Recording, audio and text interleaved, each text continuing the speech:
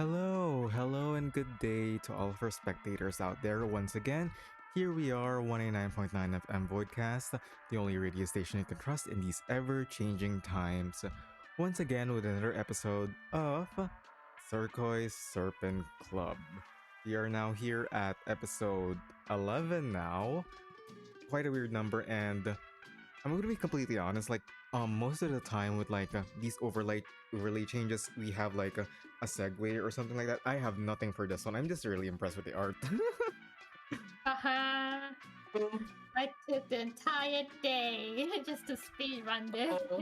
Thank you, Yubi. All hail Yubi in this house. Show her some more support. Give her money so that she doesn't have to do Igor thirst traps anymore, okay? But yeah, we're now continuing on with our discussions with the Turquoise Serpent Club from last time. I know that we have left behind some interesting conversations came from Ramon's story, since it wasn't out at the time. It still is not out by the time we are recording this, but still, we're going to pretend that it is out. We also have sections on designs and all that, and other parts of the story that we think are worthy of discussion. But once again, now that we're about 3 to 4 weeks now into the patch. No, 3 weeks, more or less. How are we guys feeling overall about 3.5? I'm still waiting for Ramona's banner and also character story to experience fully, because I have read the character story, I have watched it live stream, but it's different when you experience yourself the second time, and with full context. And with full context, and with full translations and all that, with the intended localization, with approval from Blue Rock and all that. Yeah. Here's thinking. What was the statement we wrote for our last episode? Absolute mirrors. Even though we haven't fully experienced the whole thing with Ramona's story not out yet, it's really good. Despite the fact that it's not out yet, it's still good. I really appreciate the story as a whole. Anyway. Yeah, it's extremely solid. I would say that majority of 3.x patches, a majority of the content within 3.x patches have been just generally solid overall. No flops, as I said about 3.x. And Turquoise Serpent Club, extremely enjoyable, despite a bit of a crunch in terms of it's only 5 weeks long instead of the usual 6. And I would say, I don't think I've actually heard anyone say this before, but the Turquoise Serpent Club the main event feels a little bit shorter in runtime as compared to the previous one. Oh. Did you guys also feel that or no? Yeah, a little bit. But I also feel like I need more time to do Critic Crash. Oh, okay, of course. No, of course. I'm kind of okay. Then again, I don't want to do Critic Crash at all, so I'll just say that it's been quite slower for me. On the other hand, it feels slower, but at the same time, I know it's not.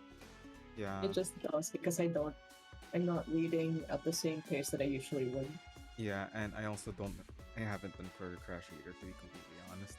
I actually have been lagging behind so much on events. I still have not done Freestorm Protocol. I have not done Means Bulletin and all that. Oh my god, you missed the Lawrence Butterfly appearance in Pre-Storm Protocol. I know all about it, okay? I just don't have the time to go through multiple runs because I keep forgetting that, right, day 1 I have to do this first. Yeah. But still though, how do I say this? I've kind of been in the ringer, doing episodes, and not that much within the game, so it's been, I wouldn't say hectic, but it's been very much eventful at the very least. The event is eventful. Now, with all that in mind, once again we're going to be having 3 presentations for today, and each to our own expertise, and we will be proceeding with them as soon as. Do you guys have anything else to say? Oh, no. Well, I can't wait to play Crater Crash, really. Oh my god, we're going. Okay, we're going to give you enough time to play Credit Crash. Okay, is that good enough? Hell yeah! Oh my god. I just promised something that's not good.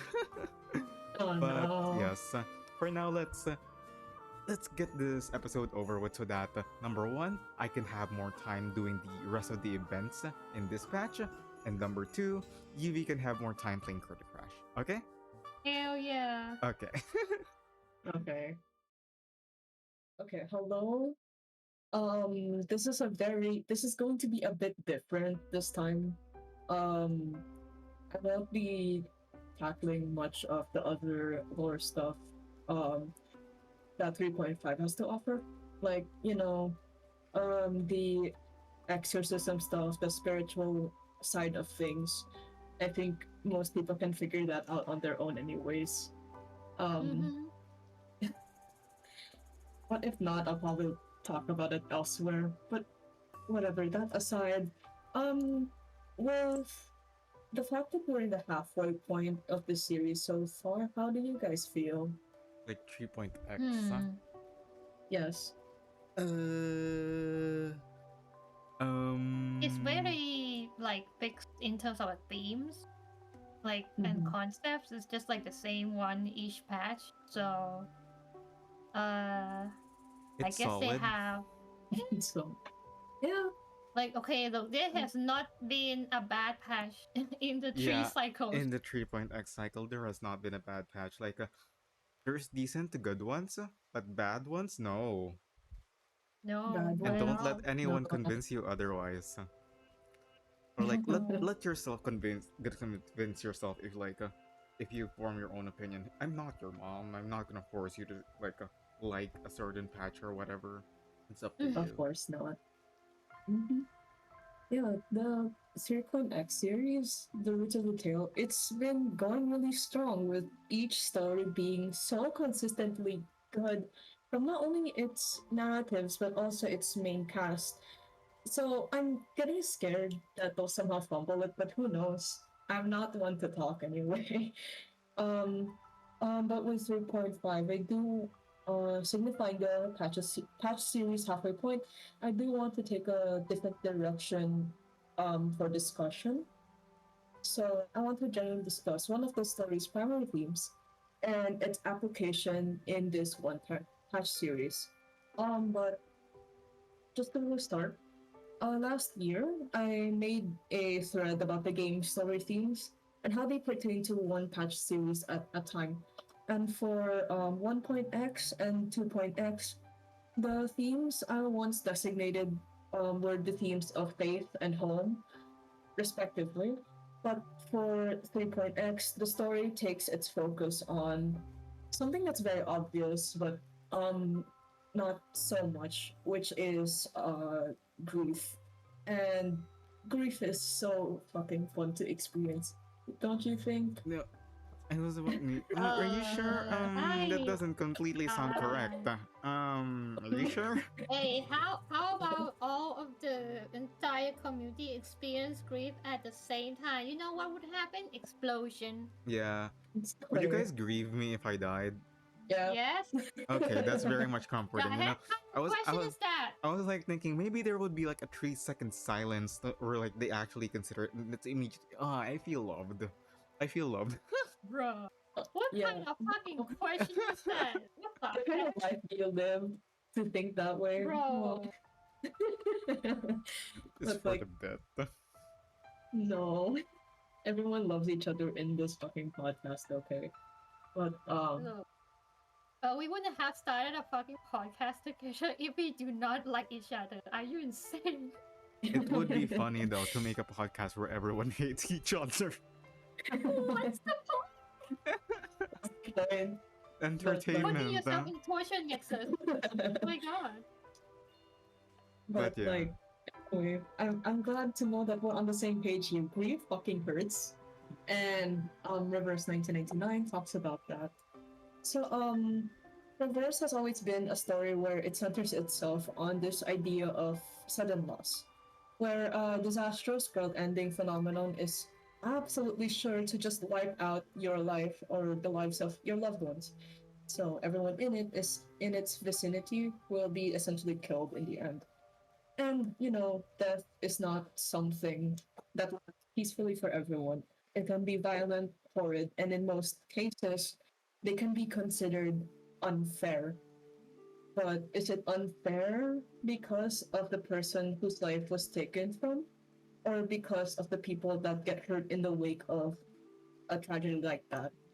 So, like, let's just go with the definition of what grief is first. Um, Let me think that in Jesus.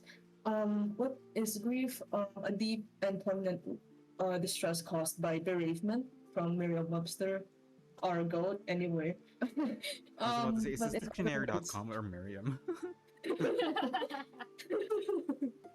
but in other words, grief is the deep ache that you feel when you are faced with loss. This patch series explores it in different ways. I'm not saying that it's only exclusive to this patch series. It's fucking everywhere.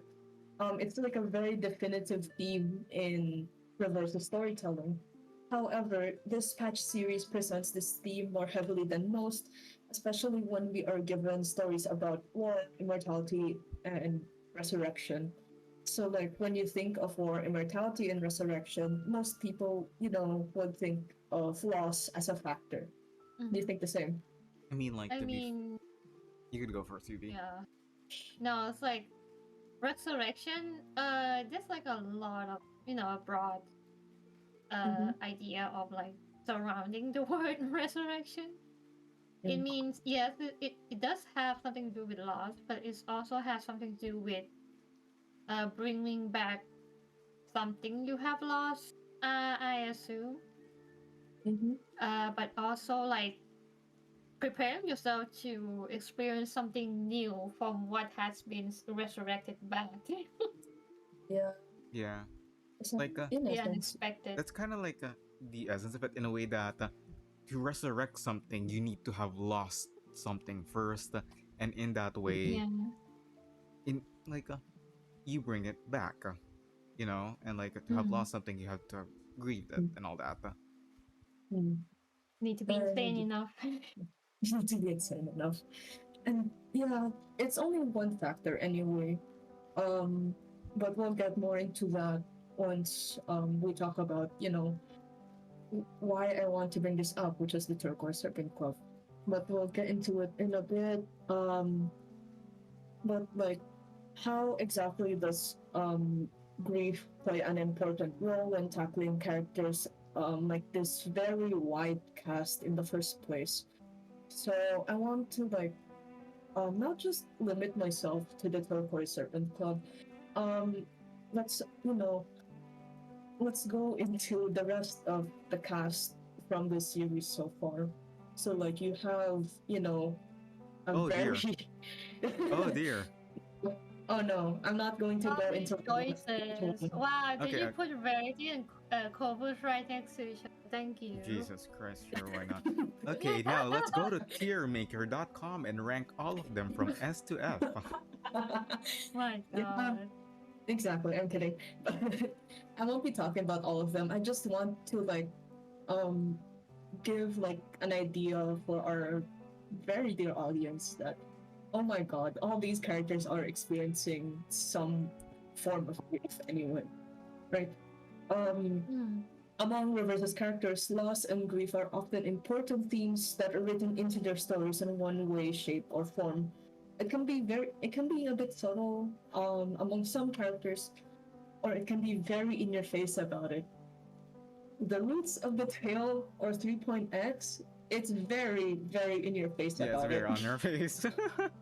Yeah, it's just Like, very, on your nose. yeah, like No, gee, 3.0, 3.1 war team patches. I wondered if there's loss in there. I really wonder.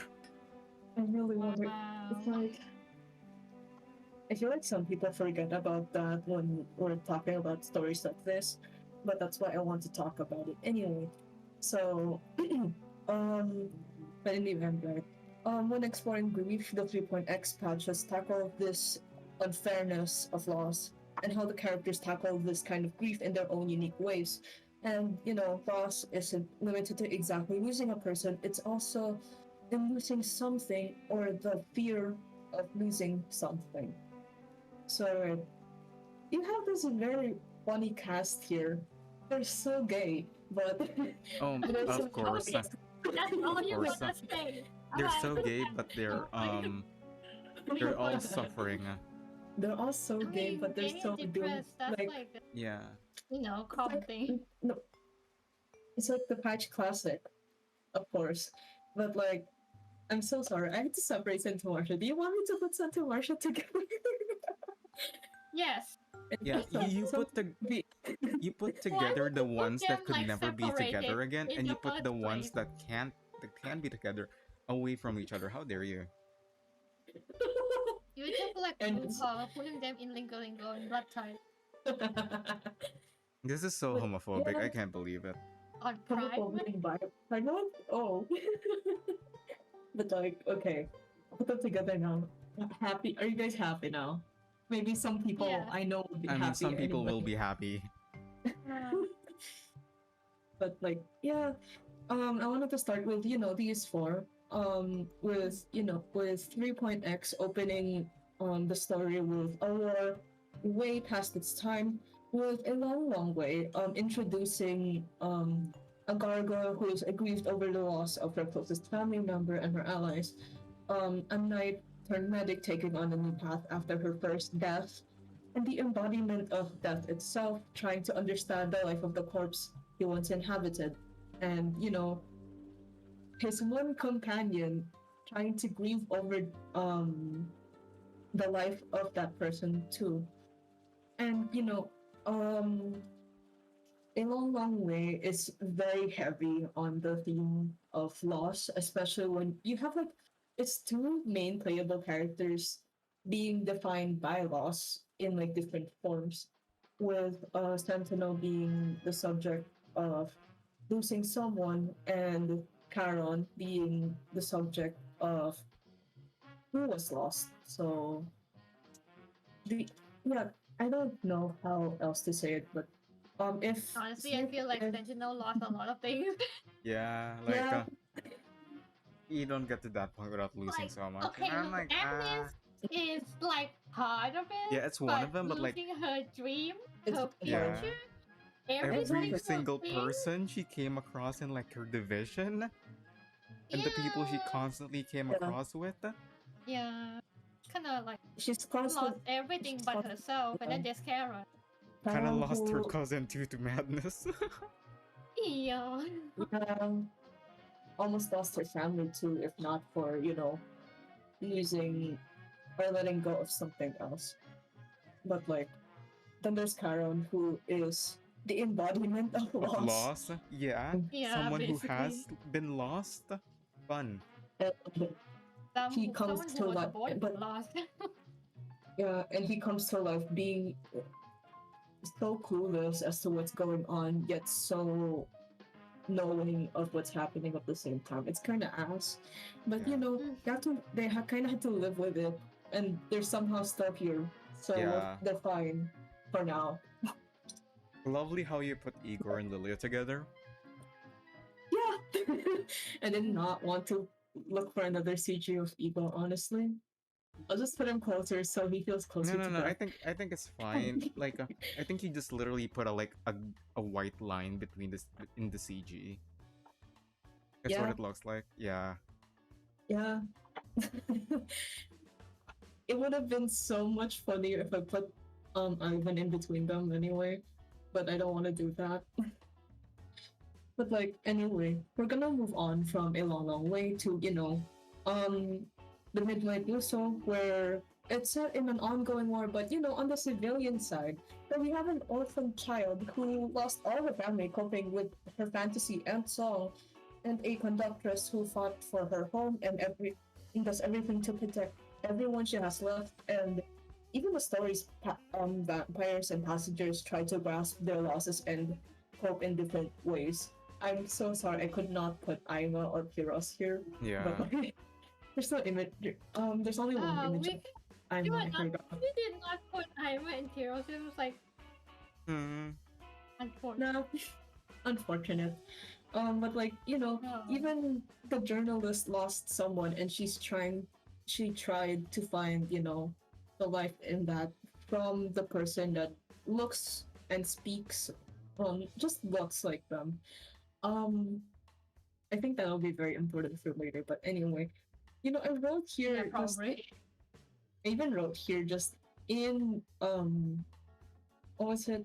What were they called? Parentheses. I just wrote it in parentheses that the journalist is the chaos, but Yeah, that's your okay. Fact check, true. Okay, Community everyone notes. knows This that. is true.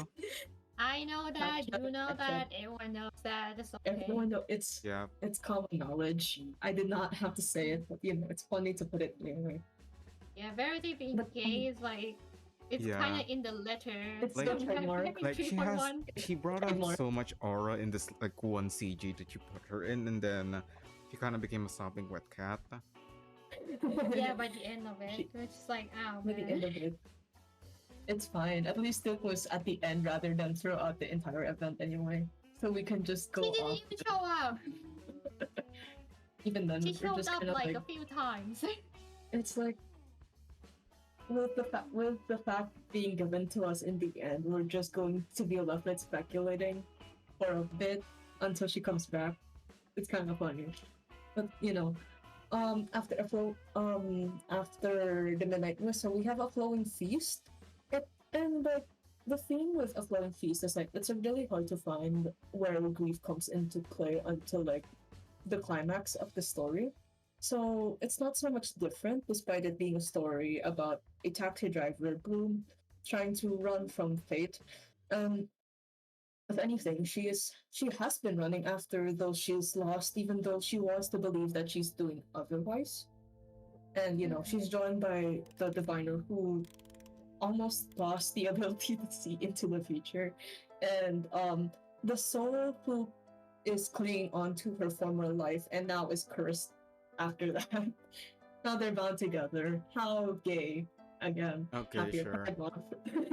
Okay. Are you sure Have- we're not I mean, we're not having this technically, presentation to yes. just see how many gay people there are in this game? Hey, come on. At least Philistine has lost her life, but also I don't think that many people grieve for her. So She's grieving for what she once had, or Yeah. what her family had. Or herself? at least she's grieving for Herself. herself. Asking anyone in Manus Vindicte grieve for her is a good question. I mean, Uh, there's Lady Lake. I know, really like cries over anything. That's normal. It's normal. But like, sure. And with the 12th chapter afterwards, it looks at the various main cast members, most of them having experienced loss from losing their families to tragedies like the storm, or even the war and famine that's happening over the dawn. And these cast members try to move on and move forward anyway. Although, some people are coping better than others. you know, Igor, coping with adopting all the kids who lost their families. Surely that is a good coping mechanism. Adopting Truly. all the children Truly. and It's throwing very- them into the war because coping Unfortunately, mechanism. We coping love that mechanism. for. And yeah. And Congrats on the I'm not transition, sure. I guess. I'm not sure if it's better that with like Ivan trailing after the person who looks and acts like his mom until she was like kind of swayed She kind over. of gave in and because she's She kind of gave in. Yeah. She's tired. I don't know if it's any tired, better. but she Like, also feels sure, really why bad. not? Come here, come grab your cookies or something like that. I'm here like I'm surprised that Lilia and Meryl somehow of all people have better coping mechanisms, but then again, it's a very low bar. You have Lilia To be drinking fair, at like, the age of yeah. What is 17. drinking? Events in the military, with all due respect, my man's never gonna see a therapist, like, ever. True. Never let Kakanya go back to work, honestly. No. But yeah, and right. Now, lastly, we have Spring Unending, then takes a different direction of grief, where it's about about the idea Time. of losing life itself and time, and having no time to stop it. So most of its characters who live short lives pursue to be immortalized in some way, or Yeah. the I actual feel immortal like here. with I feel like with CNY, Chinese Lunar New Year patch is like they have like a different plot line entirely. It's They like a have really good subplot. plotline. So It's kind of funny, but somehow it still connects to the overarching theme of the path, yeah, it's which still connected. makes sense. It's kind of funny. It's Mm. not, but right. Anyway, now we have all this big cast here, and we have all this big cast here, and now we have the Turquoise Serpent Club, where it's kind of obvious where it comes to play about the theme of grief. So while our somewhat indifferent chaos researcher watches it all unfold, the story takes a different turn also, because right, we're familiar with the perspective of the person that is grieving when they have lost those they have lost in the tragedy, but the Turquoise Serpent Club goes into the perspective of the subject of that grief, like 3.0's Kara. We have Ramona instead. And Ramona has been an interesting character because you see, we read her as the person that she is now, but with our antagonist Muriel, he tries to see the person that he tries to find the person that he looked up to and he lost in Ramona, and Ramona does not fuck with that because Mhm. doesn't fuck with that It's just because she's like, the oh, you're trying to person. bring back your teacher and guardian. I am not her.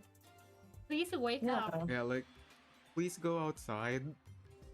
Please go Oh, outside. Sir, And this is a Being an artist is cemetery. like. Sir. Sir, this is a public library. And remembering that Ramona is a cop, that's fucking hilarious. I'm not really a cop, but still, Vigil's badge Adjacent, says otherwise. Hey, Adjacent. yeah. But yeah, Hey, Lotus it's a- Butterfly, did you grieve? Did Lotus Butterfly ever grieve? Okay, with now me having read the character story, well, yes, technically yes. In a way, yes. In some way, I'm going. Her way of reading is different. Okay, she's just built Her- different. And you're like hesitating to say Happy Pride Month again because of Oh my because of the fact. god. Okay, she has like how many situationships in that character story? At least It's so fucking 3. stupid. So fucking stupid. And she now has another one. And somehow that one is the most loving relationship. Somehow. But right. Aside from that, it's important to note that most of the characters have been reversed in some way. I mean, by characters, I mean the playable characters. But anyway, and someone like Ramona is one of those people. So if someone came to you with the idea that with the fact that you resemble someone else that they've lost, and they try to bring them back through you, isn't that both so strange and tragic at the same time? Like Yeah. tragic, but also what? Confusing. It's like it's all confused. It's really confusing in the grand scheme of things. But the more that you let yourself, more that you let this person try, the more that you realize, oh, it's so fucking tragic in the end. Maybe. but it really depends on you. Um, but yeah, how else do I want to like go into it? There's not really a lot for me to go into, anyways. So there is a very important quote that I took from the story, which is really really important to keep in mind when it comes to trying to understand the story, like the Turquoise Serpent Club. So Ramona's character plays a very important part in that side of grief, and she does say something equally important, which is that you have to understand um, nothing lasts forever. Death is part of the cycle of life, just like any other stage. The future you dream about warmed my heart. It did, but it doesn't belong to me, just like those memories you forced into my mind. Now I need to find my true self. So it's kind of it's really important to keep in mind that Ramona is a very different person from Teresita, from from Maria, all of that. And she does accept the fact that yes, um she may have had a life where led a she led a different role, she had different goals, and she had companions like Maria, but she's an entirely different person.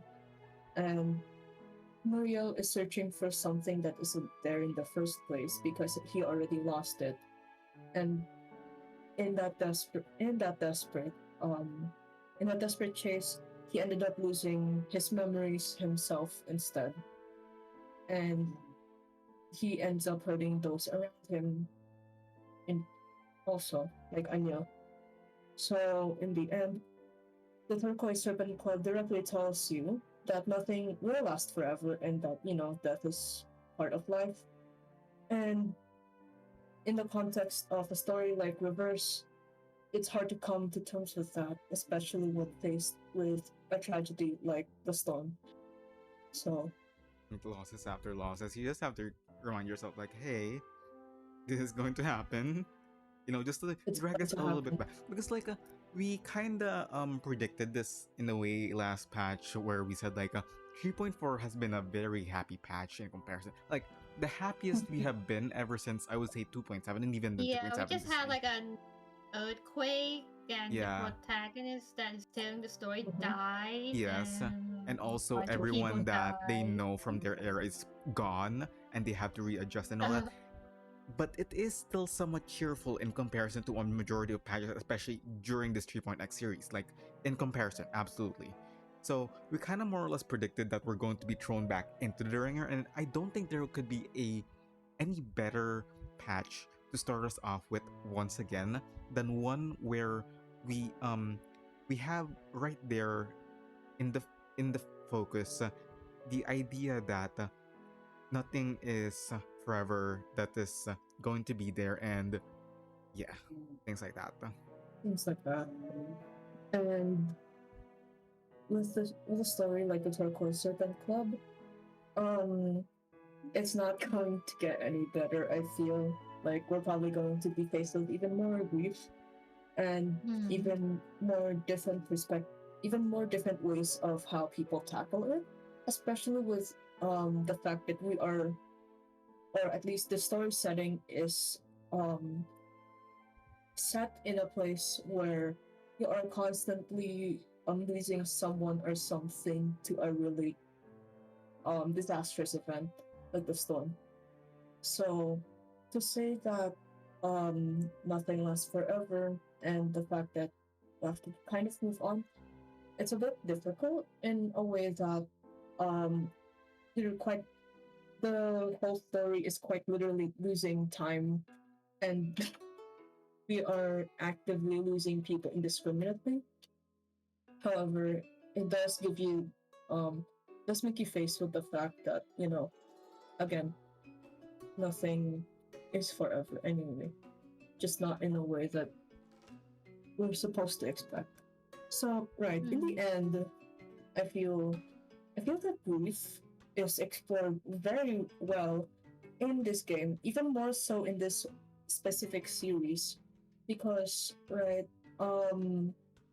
with the series that focuses on war and immortality, resurrection, all of that, you have very you have a very wide variety of how characters explore that, cope with it, and try to understand what they're feeling in the end. And even then, mm, like it's really interesting, and I do hope that they keep exploring it even after the series ends and we enter 4.0. And with the Turquoise Serpent Club, like with its predecessors, it opens a unique perspective also about this one theme of groove and integrates it wonderfully into characters like Maria, Ramona, Anil, and even the Perezes somehow. Like Yeah. The rats, the goats of this patch, I'm sorry, the best characters in all of Reverse. True. Like they're fearing losing their intelligence. Yeah. Type shit. Like shit. Should have been a 5-star. Shit. Exactly. I would have been happy even if they were like a 4-star even, Yeah. but still. Like give them a kit no one would use and I'll be happy. Exactly. I just want them for the shits and giggles. Have them heal the enemy. Have them heal the enemy. Like, you know what, sure. Let's go with that. But still, yun dun. I do, like I said before, I do hope that the patch itself really, really goes into those themes, and if not going into that theme anymore, at least end the series wonderfully with with facing the idea of grief itself. Yeah. I mean, like, to be fair, have they ever missed with an anniversary so far? Yeah. Nah. But let's look forward to that, I think, because with the build up that we have so far with the main story, let alone with every side patch, we're gonna go in for a ride soon, and I'm a bit more than eager, if anything. But I wonder what's like the next cycle, since like this cycle is about resurrecting, meeting someone you think is the person you lost, and like what's the next cycle moving forward? Yeah, so like, moving forward, coping. Moving forward, can we get playable Verity and I don't know, Valentina? I don't know, like give me at least one. Okay, of but them. like the idea of healing would be very interesting though, especially like in the perspective of the storm. So like maybe making actual progress towards doing something about it, because like there's something that how about you could how about this curing the storm syndrome. Yeah, we go back to Aperon and then we finally handcuff Six and make him tell his fucking secrets, okay? I'm just like, dude, you gotta cook, man. We gotta do something. Yeah, because I think there's enough meat in the idea of coping and healing from the pain. Because aside from that, what if it goes back again? The pain comes back again. You have to also deal with that. Like, there's enough to talk about how to continue onward and how to deal with that pain once more, time and time again. And like someone who has to deal with that pain time and time and again. Guess who? Maybe we're gonna get like character. Yeah, exactly. Like I wouldn't say she's not been in the forefront, but like still, if you're ever going to be in a theme of like learning on how to continue onward despite everything and despite like experiencing the same thing over and over again, it would be worth it. And like though we have people who are grieving, the thing is they're in the grieving process, and some of them are not yet in the healing process and have definitely not felt it over and over again and continue to resist that. So I'm very much excited to see what happens next, but first of all, I'm more excited to see how this all ends. How this ends. Of course, the pain is not gonna stop, but like we're still gonna go through with it, and Maybe we're just gonna hope find to more that. immunity zones. Yeah. I mean, like, at the very least, Really. it's not just misery slop. The pain has Yeah. purpose. The pain has a message to tell you at the very least.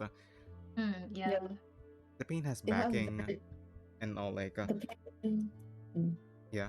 the pain has the pain takes very different narratives, but it really just tells you the same thing, that it's not going to last forever. Yeah. Yeah, like look, if Yeah. they wanna write a story about hope, they're just gonna put like all the characters, especially children, through like the torture nexus, so they can have hope. By the end, okay, look, there's a graph for like writing stories. You gotta give them the conflict, and that is everything in this world, especially reverse world, is so bad that they have to Yeah. build to that point where everything is good. Okay, we just have to be Everything. patient about it. Yeah. And speaking of conflict, right? There's that one question that continues to linger, even if every story, um, even in every story, they kind of answer it in a different way, right? So, in that one question that continues to linger for the longest time, in a tragedy like the storm, what would you do if you're faced with the idea that a loved one lived a completely different life to the point that they're not really the same person anymore? Well, guess I gotta move on. Yeah. Yep. Would you guys Somehow, grieve me? yeah. You already asked this question. You don't even talk about this. Jesus fucking Christ, man. Like, imagine if, But like, like, one day I just change appearances and I become blue. That's my point. And then instead of being like in STEM, I'm apparently now in ABM. I mean, like, in business God. management. Bro, Oh my god. business blue. Okay. Can you please do Okay. financials? Yeah, I'm gonna do the taxes for our little channel over here. Do we even get income? Yeah, we're not even reaching the minimus. Yeah. We don't have enough Yeah. views. It's okay. We have our intended audience anyway. But like Yeah. going back, right? It's the simplest answer that we should move on. But somehow most people don't take that very well either. So so Yeah, anyways, we have continue. Ivan. We have a grown ass man who can't. Yeah. Yeah. So like in the end, there's always a different answer for a question like Yeah. that, and I'm really happy with how it keeps going, and yeah, Because the there's so thing is, many. like, especially for Ivan, the narrative does not completely pose it as the wrong decision. It just poses it as a different perspective instead. And we have all these different perspectives on how to actually deal with all of it, Because Yeah. of course we have perspective of Ivan, we have perspective of someone else, we have perspective of Sentinel, Eberhard, we have Weaving, Sentinel, yeah. Agnes. And then of Yeah. course, right now we have a perspective of Muriel, and we also have a perspective of Anil. Two completely contrasting perspectives if you think about it, Like Mhm. And then there's Muriel's like stuck. Butterfly who's like yeah, kind of chilling, just Yeah. kind of driving though. he's it gaffing right now. How boring. Like I mean, look, after reading her character story, you're gonna feel like she might be a fake. I don't give a fuck. yeah, a little bit, just a little bit. She See, cares. She just a gives a bit. fuck a little bit, But like, She Yeah, gets just a little bit. differently. yeah, we kind of see Yeah. like I wouldn't say the extremes of it, but because like Anil, in terms of like his beliefs does not feel as extreme as Muriel's, in a way that Muriel believes that these reincarnations, there must be a way to resurrect our previous loves with them, and he goes to the full extreme of trying to push that idea as much as possible, in comparison to Ivan, who just simply pesters her mom a little, and pesters his mom just a little bit. And in the Yeah. meanwhile, Anil has come to the conclusion that Ramona could never be Teresita, and that's two contrasting perspectives that we got from this patch alone. And I'm really interested to see I how feel that like- would go onward too. I feel like Anil is more like after like crossing the storm, he just feels like I can never change the world. Yeah. Because it just This like is breaks pessimism. his like. Yeah, he just He like feels turns to very like defeated. nihilism. Yeah. Yeah. He's very, very defeated. And then he just like went to like I guess our orchestra like the entire serial killing Yeah, for why my not? partner, I guess, Because I'm who can't bored. even remember me. Yeah, it's shame. It's a shame, but like I guess in a way it's also extreme, like in the other extreme end of the spectrum, where like we have Muriel who is trying everything he can to bring them back, and then we have Anil who believes that nothing he will do will ever actually amount to anything, in a way of resurrecting them, in a way of affecting anything because of the storm. So he's just like doing whatever to assist Muriel anyways, Yeah. despite Muriel being like very self-destructing. Yeah. And also he can't Because- even remember Anil.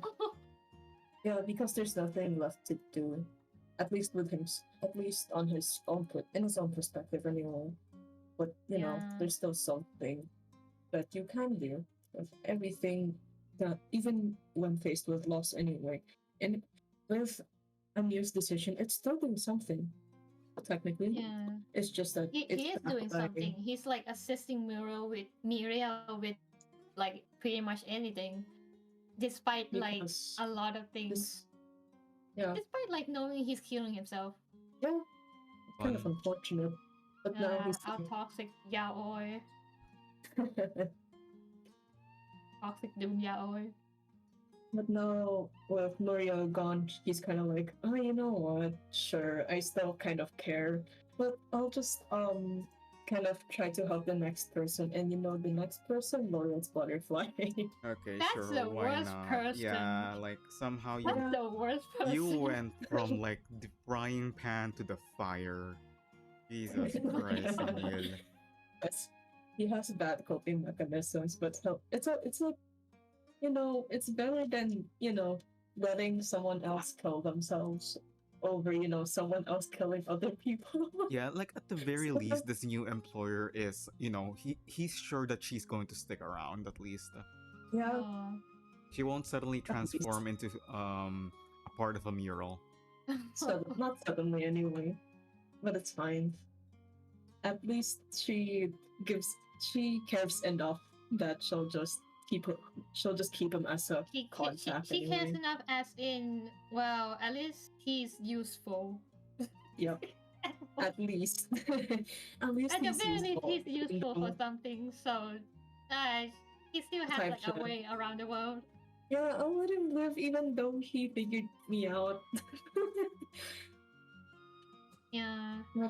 It's actually kind of funny how Lawrence Butterfly is just like kind of disappointed that Anil's reason for doing all this is just being depressed.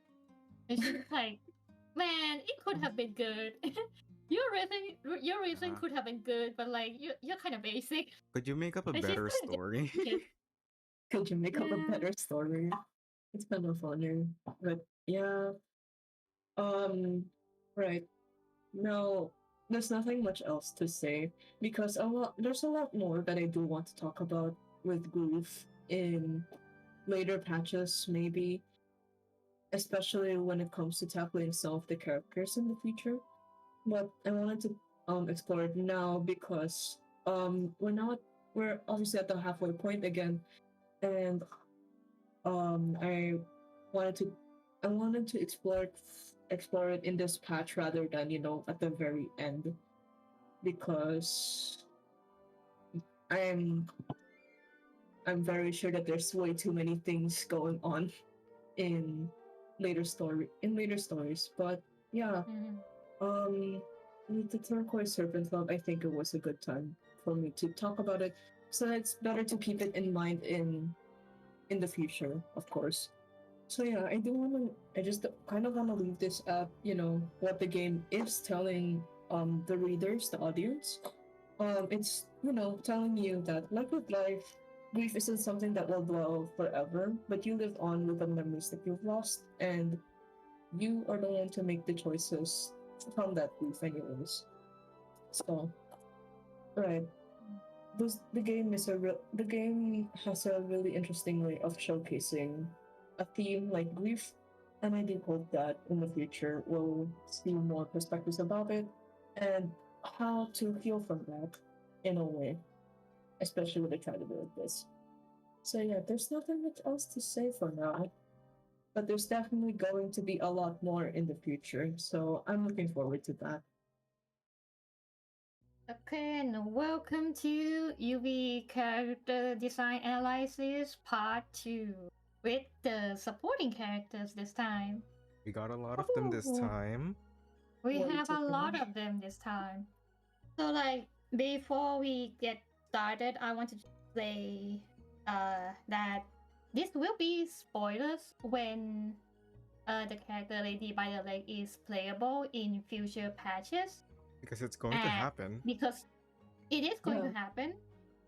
And I'm just gonna put her character analysis here in 3.5 because her patch has a lot of characters and I don't want to be analyzing like too many of them because there's also going to be like supporting characters in that patch also that I have to analyze.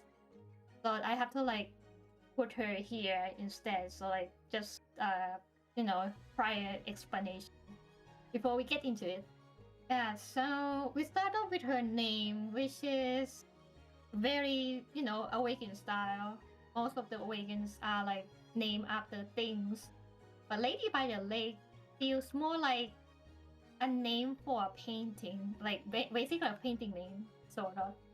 Yeah. Like it's kind of like a woman with a hat or something like that. Oh, It's girl with the basically pearl something. earring. Yeah, basically, this is the name of the painting. Her name is more like a Is this name a of a painting, which description, makes sense. basically? Yeah, it's a Mhm. description. Most paintings are like that, especially back in the day, because Yeah. they're more like real life paintings. And we're gonna be talking about her silhouette, which is Uh, understandable. Evie, what silhouette? Yes, silhouette. What And silhouette? exactly, What silhouette? yes, exactly a frame. You can see like some of the painting drip, tiny bit on here. Just a bit. Though. Just a bit. You can see like on here too, which is this is actually like some scratch marks and actually like cutting marks, like blade. Hmm. And you can see like Mhm. some of it. Yeah, she has like a lot of basically knife stabbing details. And also handprints probably from men indicted a lot of cutting. They're not great at handling their artwork. Unfortunately. No, especially not like an alive one that is like has like feelings and stuff. Not really. I can't believe Not they're really. awakened phobic. That's kind of insane. They have so many Exactly. awakened stuff. Like okay, now we're gonna be talking about splash art, which is she's a 4-star, so her Okay, splash art is I'm just going to preface this immediately. I did not realize we were going to be talking about the I2. For one, my dear viewers, if you are seeing this right now, it's going to be probably blurred on my end when I edit it. Please skip to a specific timestamp that is currently on the screen if you don't want to see future information on season patches. Thank you very much. Just skipped over to that part. Thank you. oh my god, entire description. But yeah, basically, yes, she's a 4-star, so there's like not much difference in terms of like her default design and her splash art in her I2, and that's fine. It's more like her, according to like the description, this is her true self and not being like painted by the Manus Blue paintings. It's understandable. We can see like the cloth here, kind of like a steel paint model, really, and with like flowers, vases, books, a cup of tea or coffee, I think, and like she's like composition in a way that is more like a still painting model for sketching. Yeah, Have you ever done like sketching before, by the way? I mean, like, yeah, I guess demos. But like, how do you mean sketching? Any kind of sketching, like just like sketching, like still like it's inanimate objects, I guess. Yeah. I've drawn the cool ass. I'm just yeah. kidding. Oh I my guess. God. I guess I would say when I commission people, I like to get. I wouldn't say fully detailed, but like, I at the very least try to get like the poses down and some Mhm. character details. So I guess do those count? Yeah. Oh wow, you are godsend for commissioners. Holy shit! I fear Like that we it's love still ass. okay, look, we love clients who actually give us specific sketch. I don't care you're gonna give us like stick figures. It's there's like something there other than yeah, do whatever you want, which is not a good good detail to give your like artist. Yeah. That's why I've been Mhm. kind of like scared sometimes of doing scab commissions in a way that like, oh, yeah, you're free to do whatever you want. That's kind of like how I feel about it. Like it's not entirely Mm. the case, but like still, I feel like I'm giving the artist that, and I'm just letting them do what I just simply get scared, I guess. So like for this after like the this is a true original painting. You can see like in the background is a painting of the lake, as her name suggested, Lady by the Lake. Oh my god, it is the Lady by the Lake. Yeah, Yes, Lady by the really. Lake is painted by the lake. But which lake is it in France? You mean it's That an would actual lake? be- Yes, it's an Oh, actual shit. lake. Is I went to look for it, Lake Annecy in Okay. France. Okay. So I'm a bit scared because the last time you talked about a body of water in France, we got Beryl Ibis. So hit us with it. my Do it. god. This is just like you can see like in the background like the mountains stuff. Yeah, basically this is what her painting is based on. The reason why they chose Lake Annecy as like her hometown, her birthplace, is because the importance of like the lake, like culturally in France. The lake, the place Annecy has like a cultural importance, like historically, in terms of being, having one of the oldest festivals held, which is the Annecy International Animated Film Festival since 1960. Oh, And also, Yeah. and we contrast internationalist DNSC cinema and architecture since 1999. It was one of the oldest festivals in France, that's true. yeah. Also, additionally, the city itself was awarded the Golden Flower, given to 9 most flowered French cities. As in the city itself is known for, art and also being known as the city of flowers and romance. I mean, good for them. Tourist spot. Good for them. Yeah. Tourist spot, really. So after that, we're gonna be talking about the Udimo. So I switched up a little bit. Usually I do the Udimo last, but I think for this one, I'm gonna put like the Udimo first, which is like the bigger concept before we dive deeper into like her like smaller details. So her Udimo, we can see her being like fragmented, like cubic fragmented paintings. She has like 3 eyes and a mouth. Kind of reminds me of like Also crying. the event material dispatch. Oh, Oh, the yeah. materials. Yeah, The- it is in the web game, I think. And there's like, so her entire concept based on her Udimo is supposed to be about cubism. And cubism is probably like one of like the most highly influential visual art styles in like the 20th century. Yeah, that Yeah. was created principally by the artists Pablo Picasso, Georges Braque in Paris between 1907 and 1940. Yeah. So after like the birth of Cubism, there's like a lot of other art style being developed uh, based on Cubism. So that's why it's like one of most important art style for modern art. Basically, it was like the first pioneer for modern art back in the 19s, which makes sense. And now, since we're gonna be talking about art, because a painting awakened. Before that, uh, now before we dive deep into the concept of Lady by a Lake, I wanted to ask you two, what are your thoughts of her after like seeing more of her in the story? Deimos, you can go first. Oh, right. You know, with the story, presenting how what Lady Lake went through right from when she was introduced to up until she was, was she was given um she was given a place in the suitcase. I was like, Yeah. oh man, her life is tragic. From when right from when she probably joined Manus Vindicate back in 3.2, or she was already there, up until she like just got taken to random places because she had a use, I guess.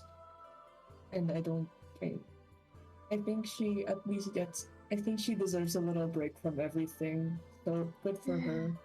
In the end, Good for her, Yeah. I guess. I mean, like, personally, I mean, like, I liked her story, but I feel like he was heavily underutilized in this story, which is, to be fair, that is going to be the case for a majority of lower star characters, but also at the same time, this is that she really got put in the background in comparison, which we already have like two pretty good, I mean, pretty great plots with Muriel, and also Muriel and Ramona, and then also Lawrence Butterfly being able to explore her character and the rest of the setting with her. Those are already pretty great.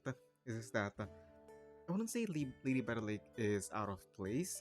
It's more so the fact that I expected more of her, especially considering that one of the Man's Vindicate characters that we have met in 3.2, Hummingbird or Muriel, had so much depth to his character in comparison that I don't know, it felt a little unfair.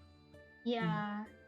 It's like understandable, but also understand like he's a 4-star character who's more like for like being a supporting character for like giving information to Ramona and Lockerhead to like solve the case, because she's supposed to be the one keeping the secrets that she hears around.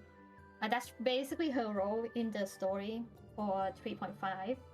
But yeah, she's probably one of the most tortured like character in Manus Vindicte after like seeing her character. But like in order for us to understand what Lady by the Lake is based on, we must first acknowledge how she is written in the story. So with on the screen here, the concept, what is in a painting? Is it an idea, a symbol, or a victim of abuse crying for help? I mean, Okay, yeah. I feel like the rate of this game would have been higher if Lady Lake was a human arcanist, not gonna lie. It would have the true. rating of this game would have been skyrocket. Yeah, If it would. whatever Yeah, they just yeah, put like the label of they awakened, and it went to 13 plus because this is just like Somehow. abduction and all that. But like also yeah, at the same time, I feel like a part of the tragedy is the fact that she is an awakened in the first place, and very much one that cannot move. Because like at the very Mm. least, yeah. others like Miss Radio has shown at the very least some degree of mobility. She doesn't, you know. Mm. Yeah, she actually needs like people to like carry her and just like put her somewhere. Which is very Like unfortunate. Yeah. yes, very unfortunate. So basically she's being used as a dumping ground for unwanted things such as, trash, murder weapons, dead bodies, or even like secrets. And despite being a piece of art with a passion for art and life, she was used to smuggle illegal items across the borders. Yeah, which is And like according to, okay, you go first, right? which is kind of like parallels I guess Anil's words regarding art in a way that he is very tired in that the art that they originally created to spur out a movement to send out a message is once again being used for more nefarious reasons altogether, and that the art itself is being mishandled and misused. And you can see that with Lady by the Lake. Yeah. It's, this entire patch is about art, and this entire patch is about the misuse of art also. And according to her character storyboard that I took from Meroism, and so basically Muriel took her away for research, then basically just tossed her to the Mexican mafia after losing interest in her, which is very sad because Lady Lay considered Muriel as her friend. Oomphy. And yeah, but yeah, he was a friend, and then her friend just like every single kinda person on that table was her Oomphy, and they soft blocked her. blocked her. He basically just sold her to the Mexican mafia. It was really bad. They auctioned her. So this could have been way worse if she was a human arcanist, like I said. But for her to be awakened and being treated as an object and a tool is also by design. Due to also being abused and used as a tool by the Manus, she's shown to be the only few Lord and Lady Coppelia feels any sort of kinship to. She's also the few who never yelled at Coppelia or even punished her. She even apologizes when she realized Coppelius is still a kid, and ordering her to carry a dead body is really wrong. Like, there's like a lot. There's like a few appearance of her besides like 3.2, and the other appearance would be in a Syndrome of Silence, which I almost 100% demoed. Oh, of course. Okay. I did it for lore. Why haven't you 100%ed it then? They took out the mode before I could 100%. Rip. When it comes back, it's gonna be 100% too. Yeah, it sucks. I know. It's just like, damn, I could have 100%ed it, and you just didn't let me because, well, at least they gave me back a Critter Crash. That's something. Yeah, it's just that at least you have something to work with. True. One factory closed down, the other opens. True. Okay, so like now that we gathered like enough info in the game about Lady Violet, let's talk about in real life. The clearest design she has is actually in her crying animation, which is based on The Weeping Woman by Pablo Picasso, one of his most famous piece of his lover, Dora Maar. Which one? This is Dora Maar. Dora Maar Henriette Theodora Markovich, French photographer, surrealist artist, and anti-fascist activist. As you may know, like many of Picasso's lovers, she was also a victim of his abuse. Yes.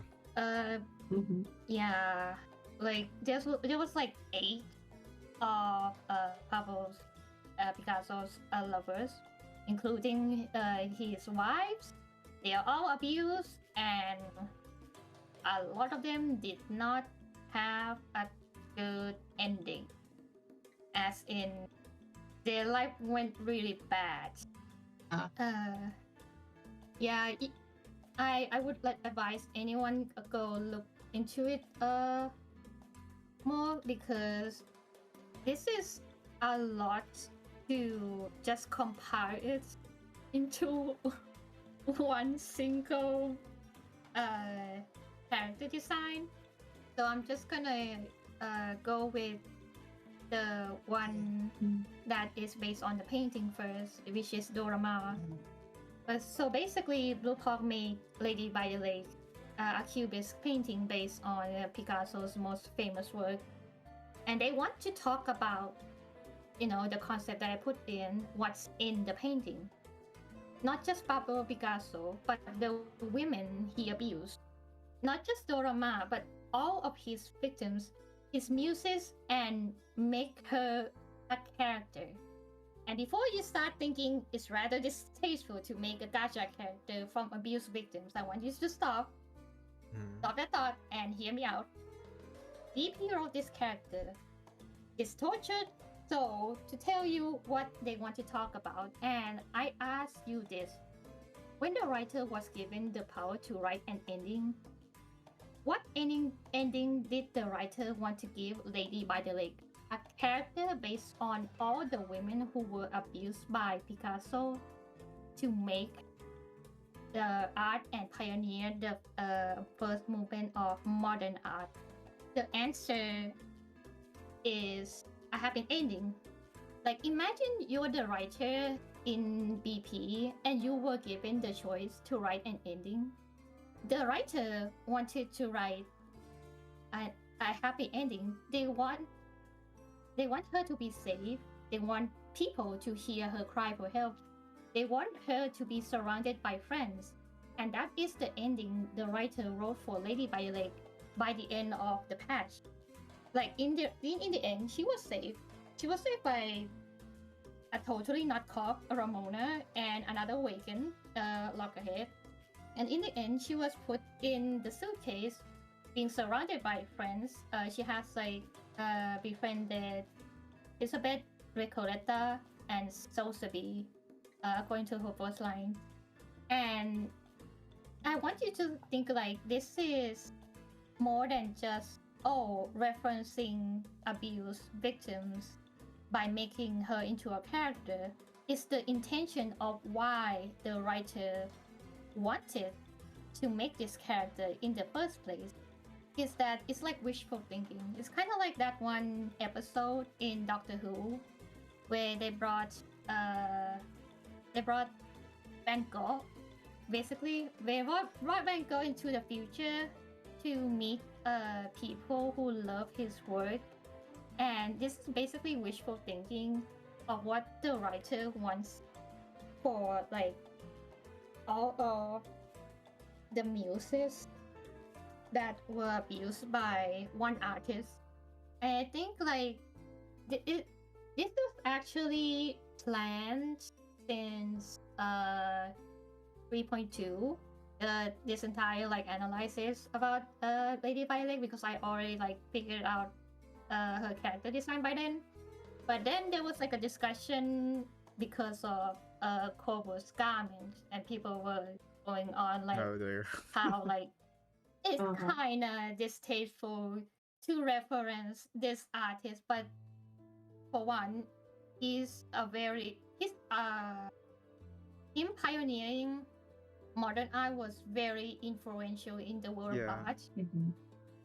But also they did not like separate like the abuse from like the artist.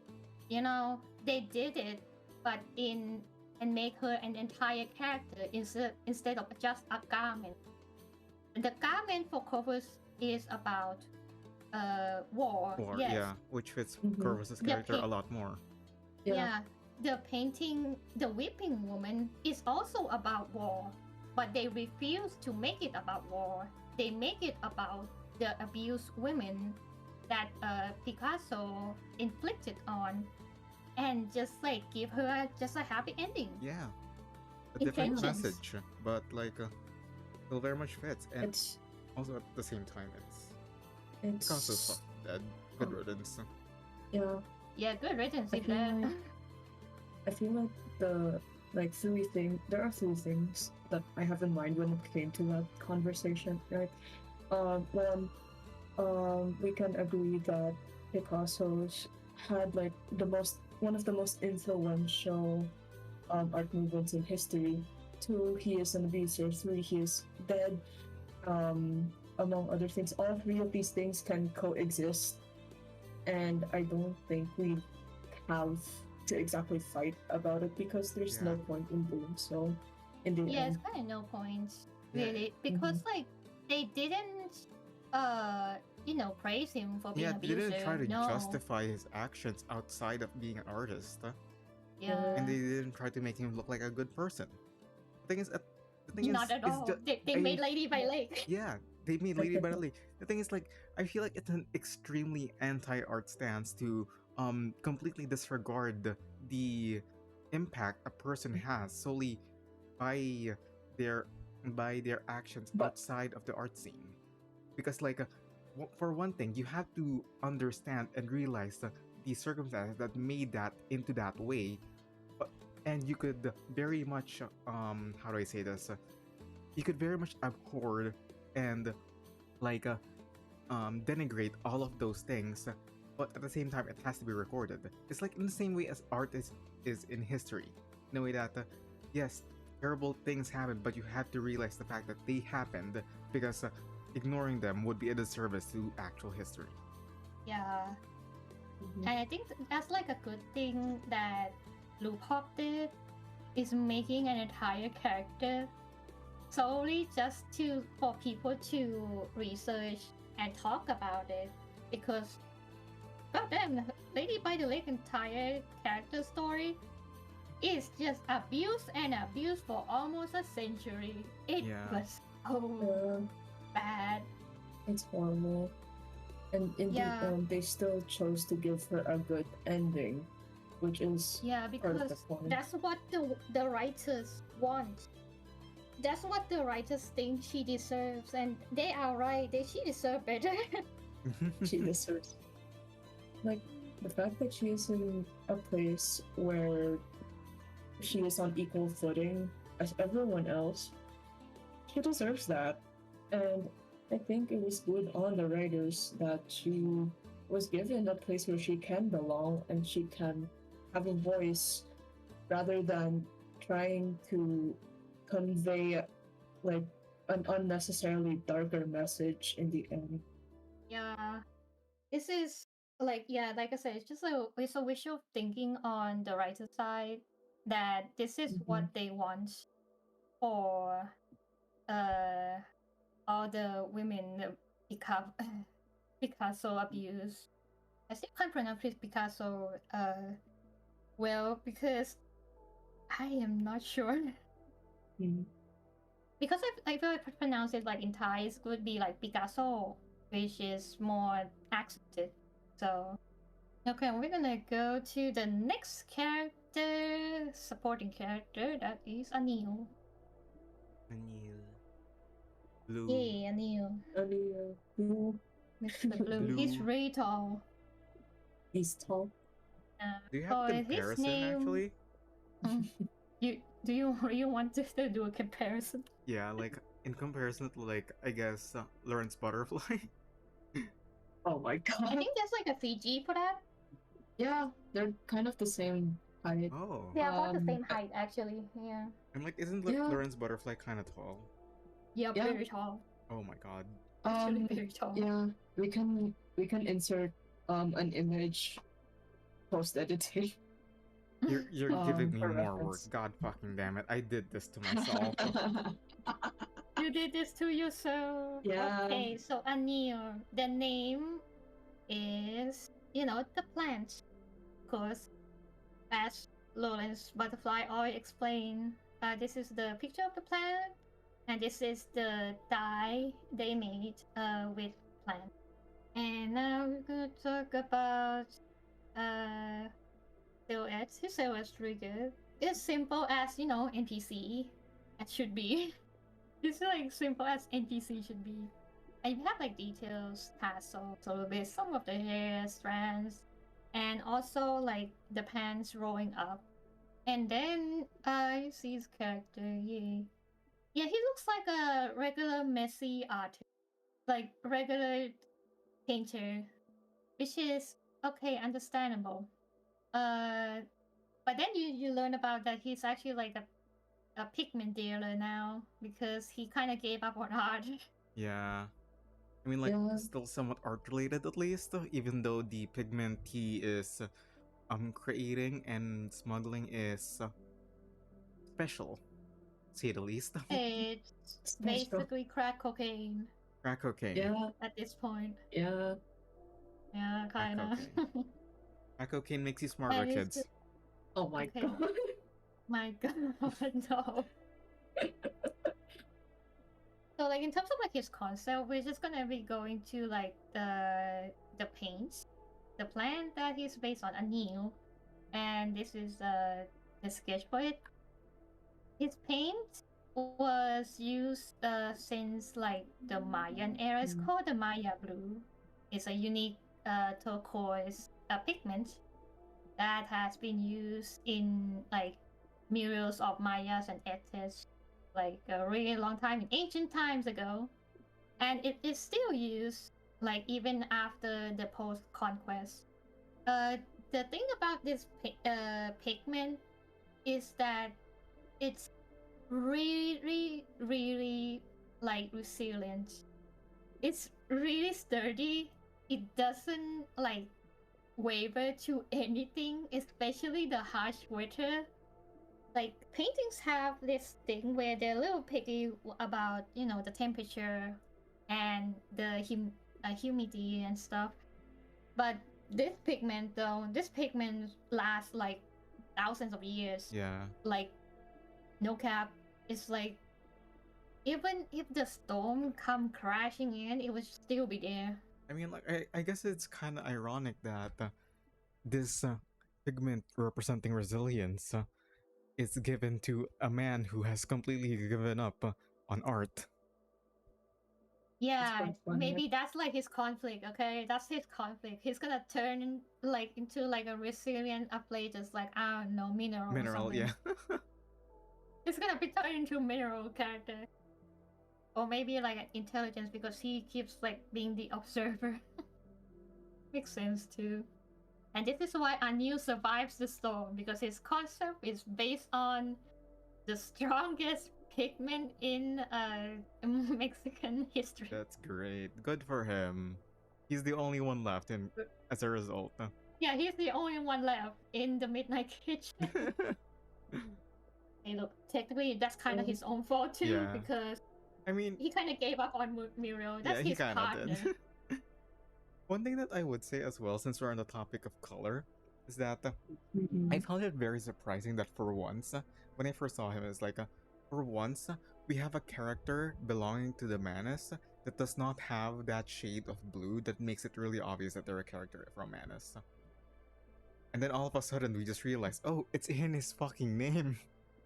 Yeah, it's in just like, his oh, where is name. your man blue color? Oh, that's just your name. Oh. Okay, you know what? Okay, sure, It's why just not? your name. Okay, man. Motherfucker. Sure. It's Ace Attorney ass names. Speaking Yeah. of Ace Attorney ass name, we have Muriel. Oh my god, of course.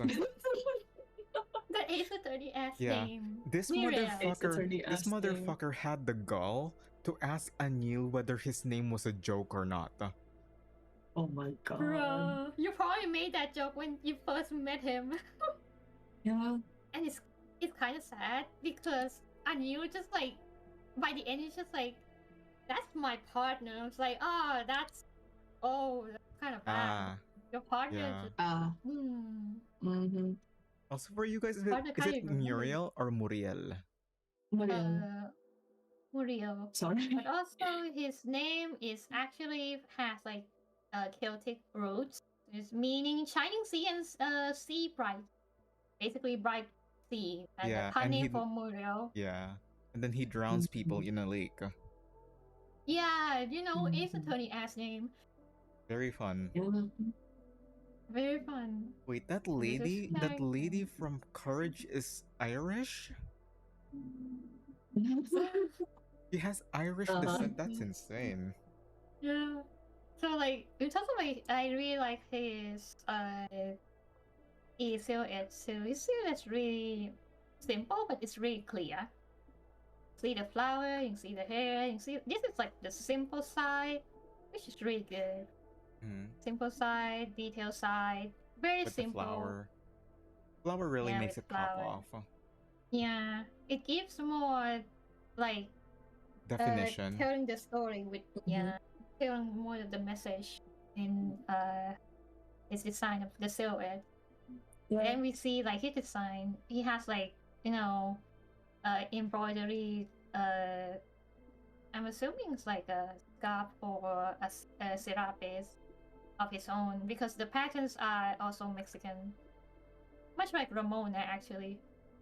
Yeah. Makes sense though. Yeah, can you zoom in? No, Zoom in. sure. Oh, Yeah. okay. I see. Yeah, you can see Yeah. like his serapes is like in more like Aztec patterns. They're more like cubic, geometric. Yeah. Those are Aztec patterns. Blue Paw killed Oh 10 my more God. artists for an NPC. Yes. though. Oh my God, this guy is certainly an artist because we Yeah. see this. So It's very obvious. also giant pins. Giant That's pins. also probably the biggest eye bash Yeah, I was about to say, I is have that ever the seen this biggest game. one? Are those the biggest ones? Yeah, for Oh, now. wait, no. Corvus. Mm. Corvus Oh in my her God. PV. It's really bad as well. Oh, I that's think she has true. larger ones Yeah. though. That is true. And then we have the Manus Blue, but it's like here instead. Just a bit. Just a little teeny bit. You know, just a Yeah, smidge. just a drop. You know, Yeah. I mean, like, How bad he kind are of. people? What's up with the Mexicans with like their designs not immediately showing that they're Manus? Because remove the blue paint here, we can't fucking tell that he's Manus. It's like, oh my God, it's They You know actually what? have the brains to He's make like- it obvious. slightly Manus, but also he kind of treat Lady Violet really badly. Yeah. He's still Manus. Yeah. And like one other He's still thing, Manus. like our other Latin American character, Carlos, at the very least he had the gall to hide some parts of his outfit. It's still kind of obvious since it's in broad daylight, but like at the very least it's not as obvious as like, I don't fucking know, Matthias or something. Oh, that's the entire Yeah. roles. Like at least they Um, had the intelligence to be discreet, you know? Good on them. Yeah. At least somehow. I'm really thinking back to the eye bags thing.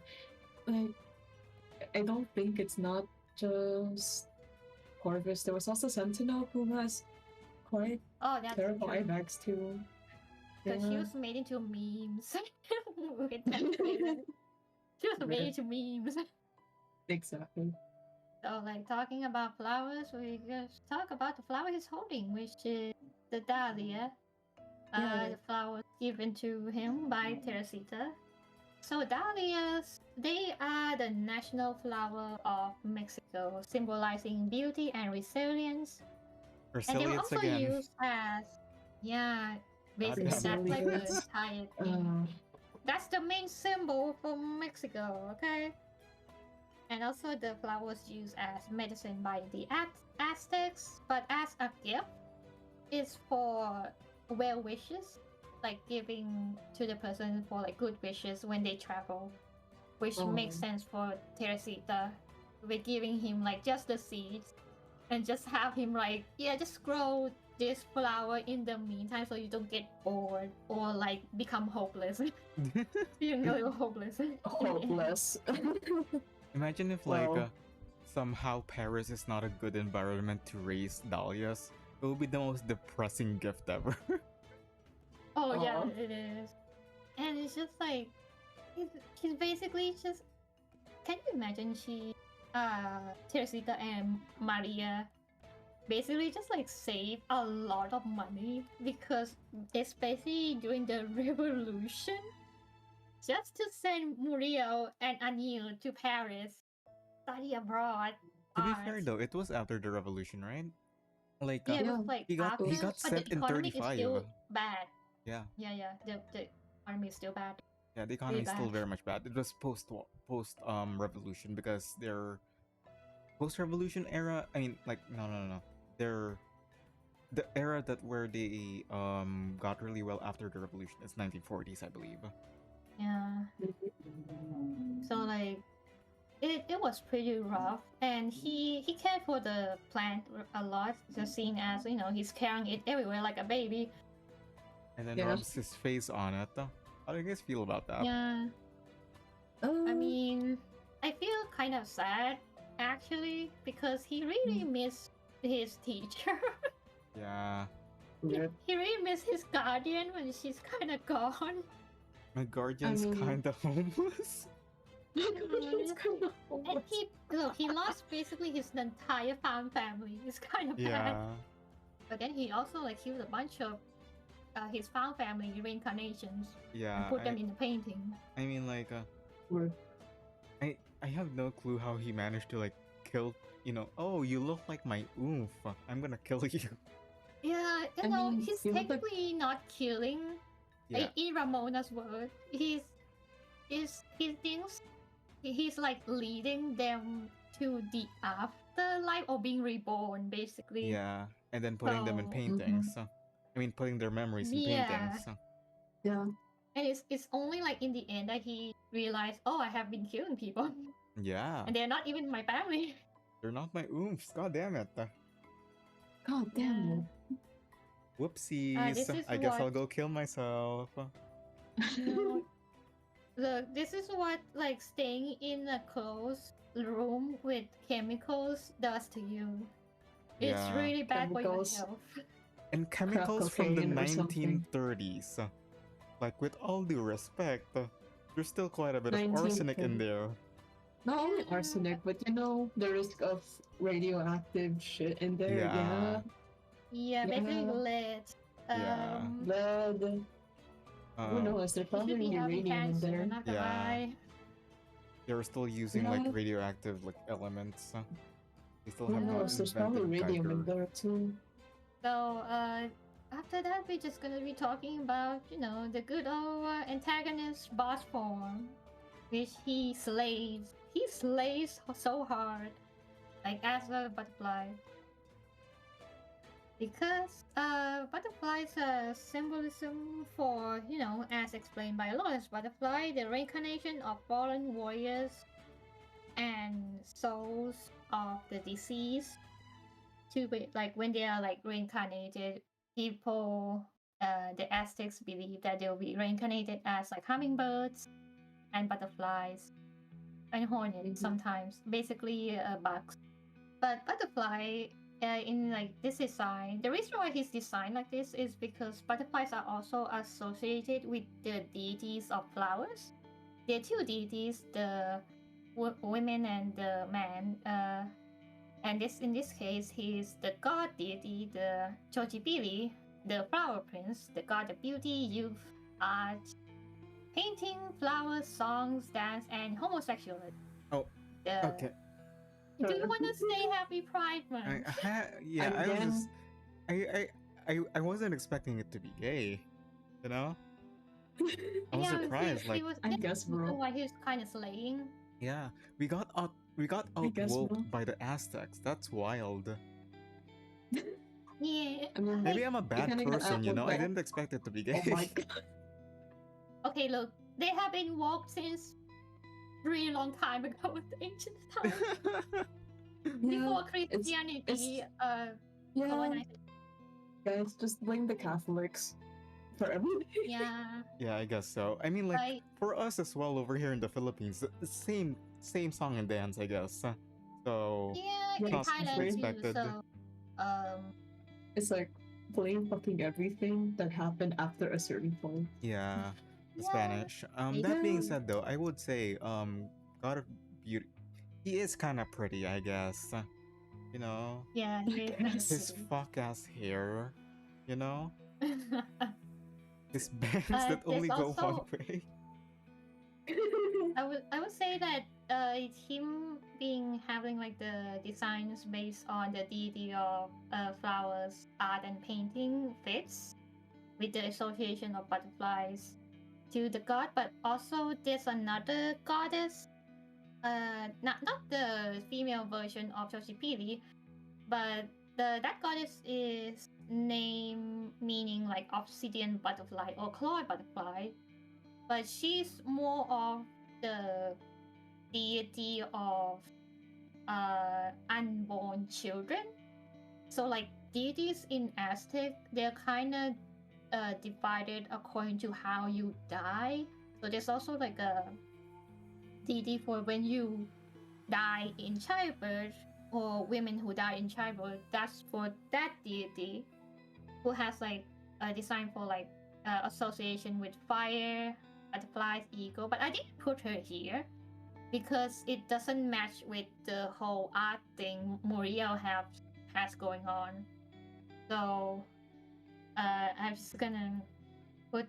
So I went to look up Choshipili in the books. Yes, the Maya Society Quarterly, which they did talk about how Choshipili has like legends according about the sun and about disguising into a hummingbird. Also, that's probably also the reason why his name is also Hummingbird for Murio.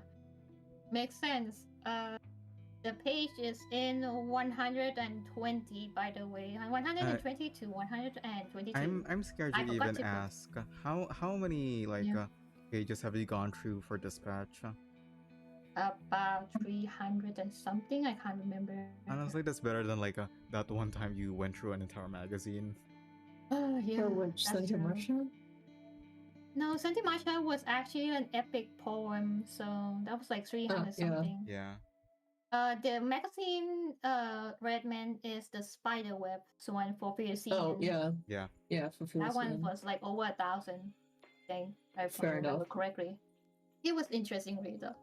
So we and it's also gonna be this one. This one is interesting.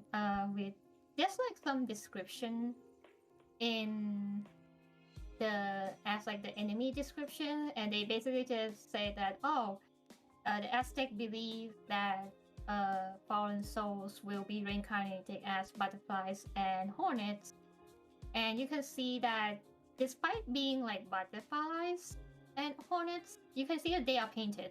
You can clearly see from the textures that these are painting. These are not actual hornets, which Painting brushes. makes sense. Also with Muriel's design being more like, you can see the paint brushes more clearly.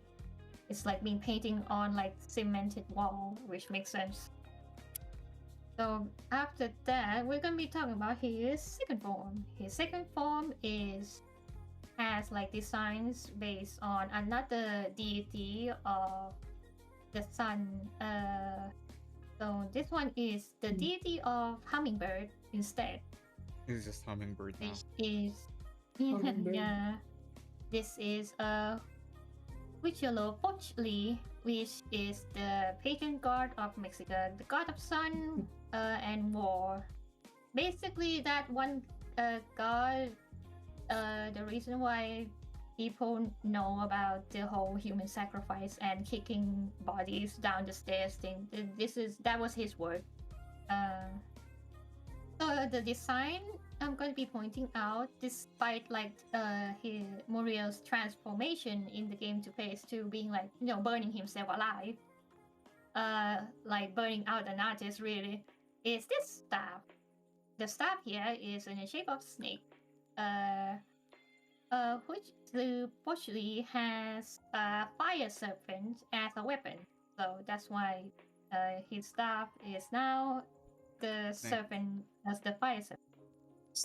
He still have like flowers. So like before that, I want to point out is phase 2 design. You can see from like the wings that he is burnt. Basically, an artist burning everything he has for a painting. But also, it's more like you're trying to clean off a painting, and you're starting to see the sketch. Oh, right. Yeah. I like I'm the gonna line, zoom the in. line work and stuff like that. Yeah, the line work. Mhm.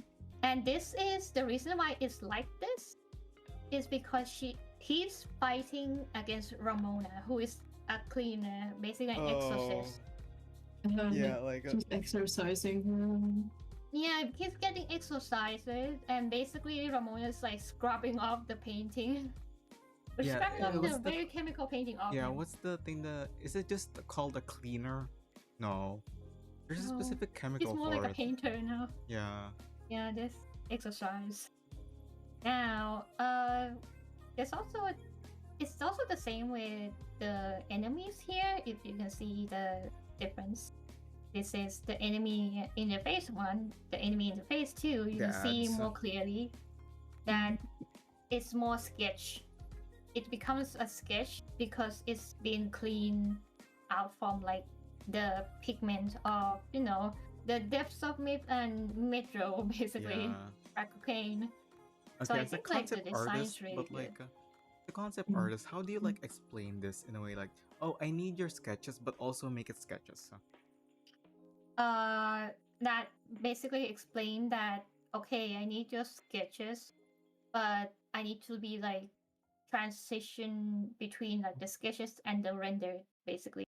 Usually most of the time, like all the time, when you make art, like especially in the industry, you always keep the sketches. A lot of times you always keep the sketches because you don't know when you're going to need them for like a concept book or some sort of merchandise. Or like, It's really important that yeah. you keep all your files organized and ready when asked for. yeah, or like they're going to Because reuse a specific concept or something like that for another character.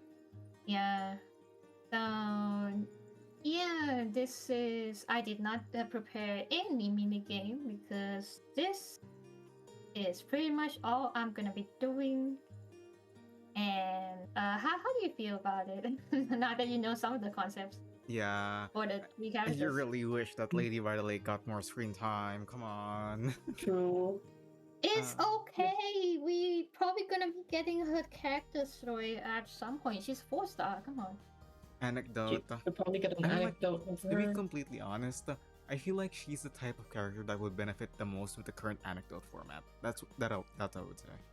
Oh, Mm. that's true. Yeah. This feels Maybe. more Arsta-like, but like also a very cool set of NPCs. This story, I guess. Like all three of them iconic, very iconic. True. Yes. Everyone has a real good role, and they played the role really well. Extremely Yeah. well, Yeah. and like it's all Um, extremely solid and all that. Yeah. I guess Centurion only got a cameo, but still. What I about the mean, okay, rats? she gets the biggest lore drop though Oh for my the plot. god. True. Yubi, do you have True. anything else to say about the Perezes?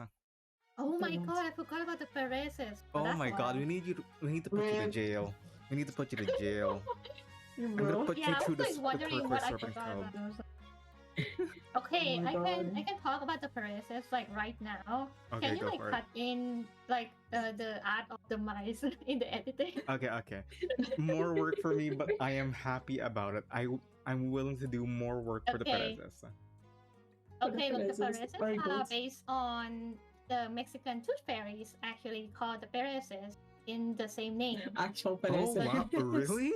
Yeah, yes, actual Perezes are mice, and Yeah. and they are tooth fairies also. You Imagine. can actually look that up on Wikipedia. Oh my god. Oh my god, that Tooth Fairy is already. I mean, like not Tooth Fairy the character, but like the idea of a Tooth Fairy, like taking your teeth being those actual fairies with like their gangly ass arms. Like Yeah. imagine a rat crawling into your mouth and taking your teeth. Oh my god, horrifying.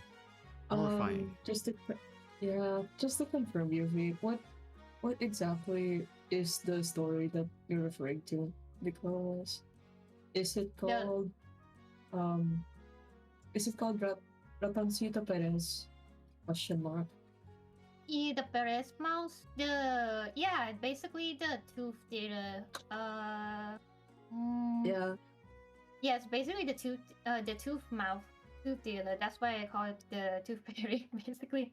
Oh, okay. There's like an Okay. Okay, that makes entire sense. like bronze like plague about it, and there's also like, what was the name of the film again? There's like a film for it too. That's why it's basically Mm.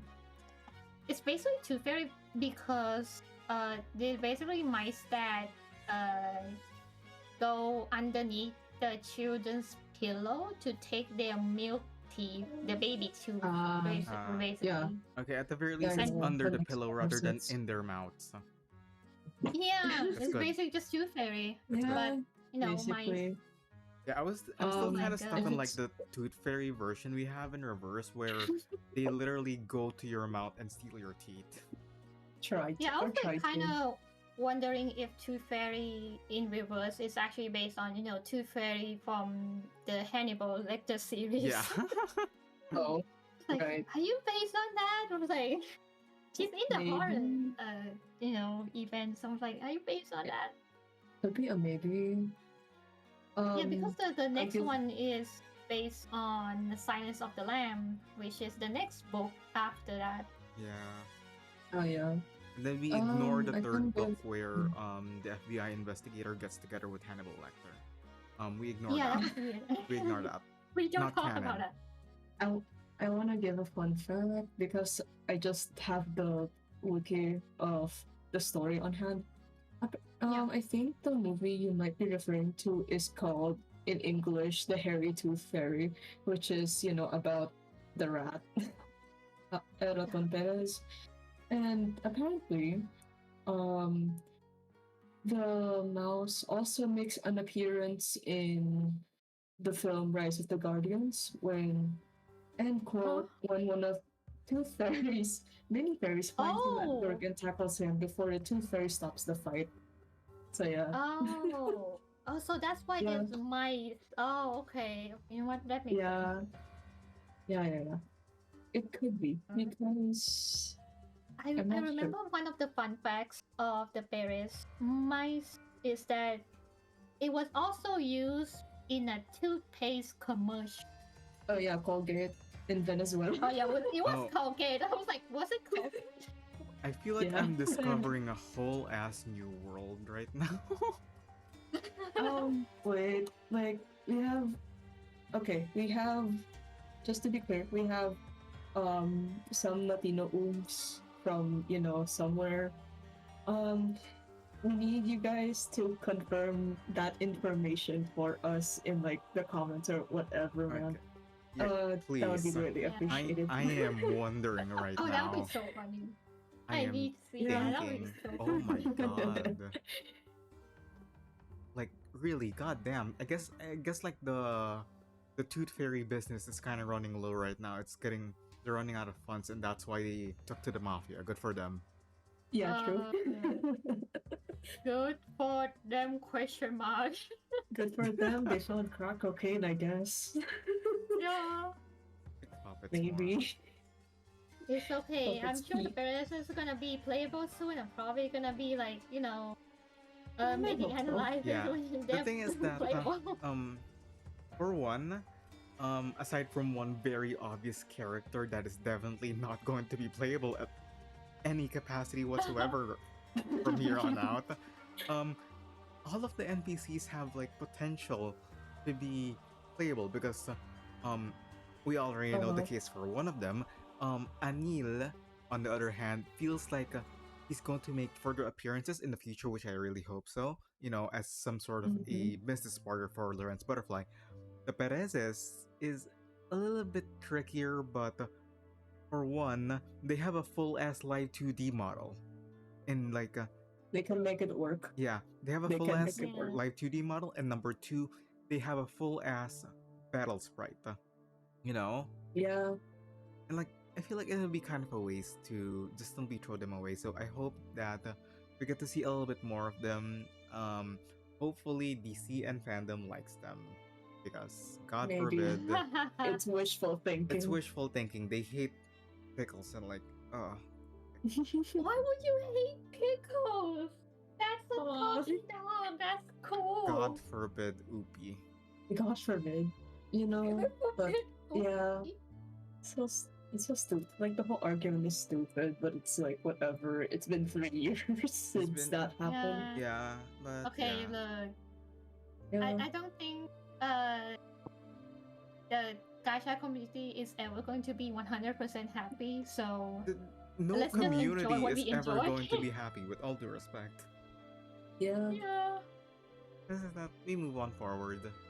They're playable. They're playable. If they're not, we had a great story, and we had a banger Yeah. fucking song. Excuse me. Cool. So we The do music is so have banger.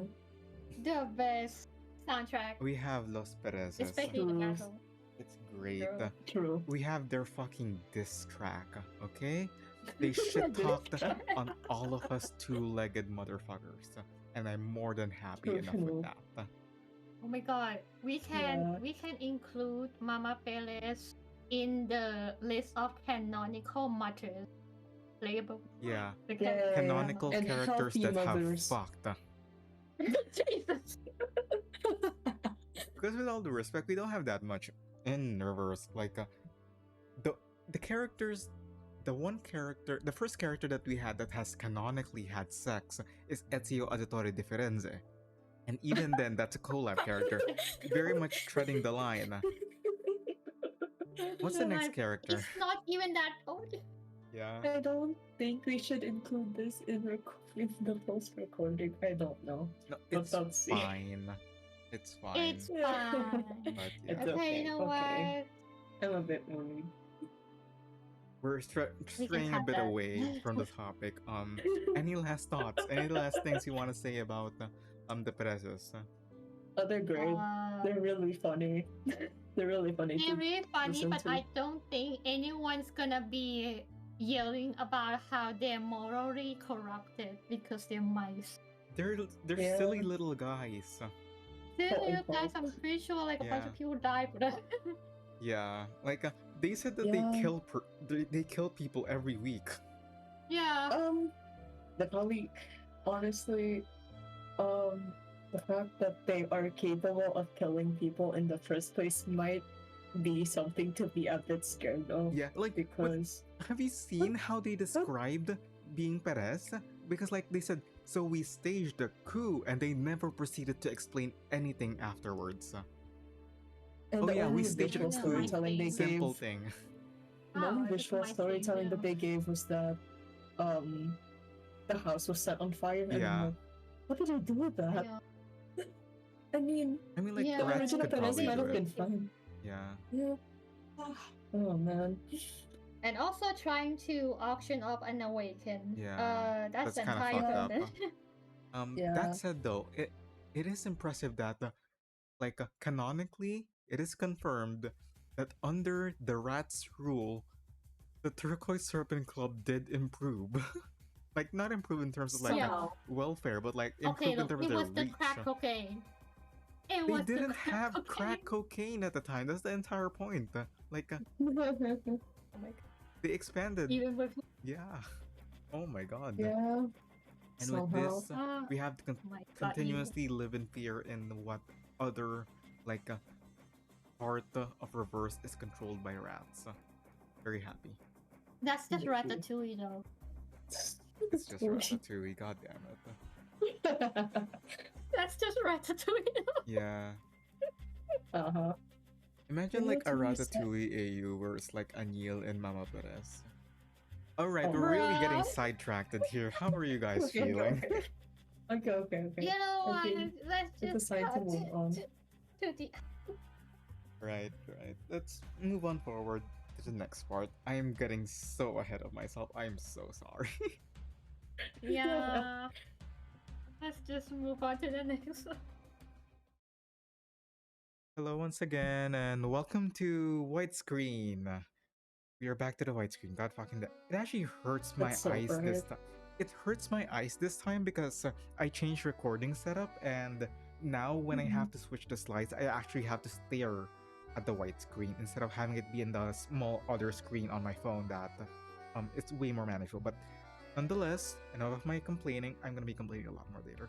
Enough of my complaining. It's now Mm-hmm. close to the end of the patch. Not really. but like it's now close to the end of the patch, and as we close in on at least these sets of presentations about the Turquoise Serpent Club, it's time to look back on the writing and discuss what we enjoyed about them. Talk a little bit about how it's made. How do we get this good at writing? I'm a bit jealous. Um, this is a reader's response to the Turquoise Serpent Club, where it's literally just that. I'm very creative at naming. It's just a reader's response analysis of the patch. So, like, let's just immediately preempt the discussion over here. The Turquoise Serpent Club. What do you guys think about it? Like, from a writing perspective, at the very least. From the writing perspective, I feel like as a visual novel, with the visuals being telling the story, I did not experience the story firsthand. Although I already experienced it back in when like in C and server, and I experienced it the second time. Basically already gave me all the context of the story, and everything was already right in front of you.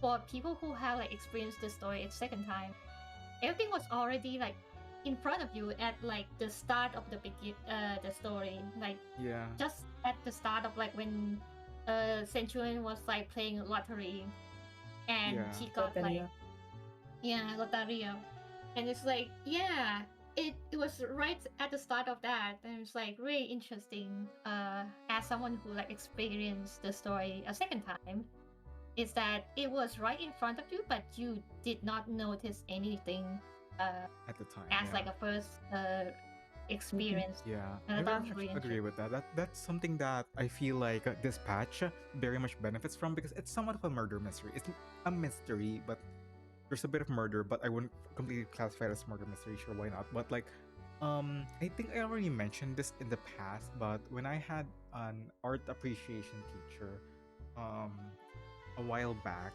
he said that for every piece of media that you consume, you should like go through it at least twice, once as a first time audience, as someone who wants to see the art, and then a second time as a critic, to see the stuff that you have missed, to see how you would react this time knowing the entire story altogether. And I think that really applies here, unironically enough, about a patch, I mean, for a patch about art of all things.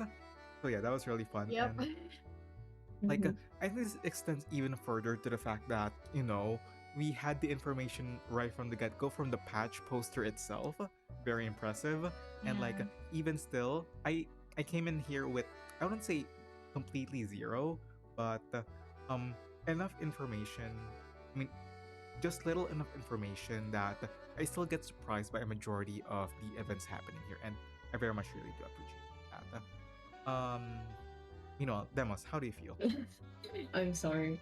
I think that the story from, because I only watched it once, I would have gone back if I had the time and energy. But the way that the story presents its mystery is really good. That it kind of makes you want to go back and just try to grasp. Wait, did I miss something? And I think they really did good by that. And it ties in everything together, and I think overall it just does really well in the end. Yeah, it's like, I wouldn't say it's completely self-contained in a way that, of course, you need to know about like a 3.2 first, about like Professor Rousseau and all the events in Paris, before Mhm. like tackling this one. But still, Yep. it very much still resolves itself in a rather neat bow, especially like the stories of Muriel and all that, while still leaving a few like breadcrumbs like scattered around for like a future patches, especially since we're absolutely going to be seeing more of Lorenz. I think we can all agree with that. Yeah. Mhm. He's Yeah. now important to the plot He's because now he important. has been infiltrating so many factions. Like, oh my god. Like, first Zeno, then Laplace, and then of course she tried to pose as a Foundation investigator. She fooled the Uh, vigils. Yeah. I'm not going to be surprised when we enter the Pax house and then suddenly see a very Lorenz butterfly shaped silhouette in there. She's just like, hey. Hey, I got the Burton. documents you wanted. Hey Burton, we can leave now. Hey, Oh got my God. confidential information, hey. Hey. But yeah, she's been very Oh, fun. let's just hope she stays alive. I mean, there's another conversation regarding playability and like a live ability, I guess. Yeah. But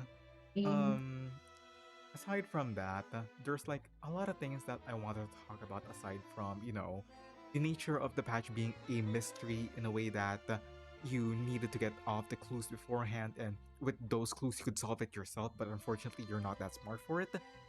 The other stuff that I want to talk about is with Ramona's in full extent, because I think that she's a really fun character. As I said, like, first id gaffer in a while. I mean, first fake id gaffer. I'm sorry. He is so fake. She's The fakest the gaffer out there. Like, I don't care, girl. You care more than anyone in this city. Yeah, very much so. Like, does she beat Semmelweis? Yeah. Well, no, but yes. No.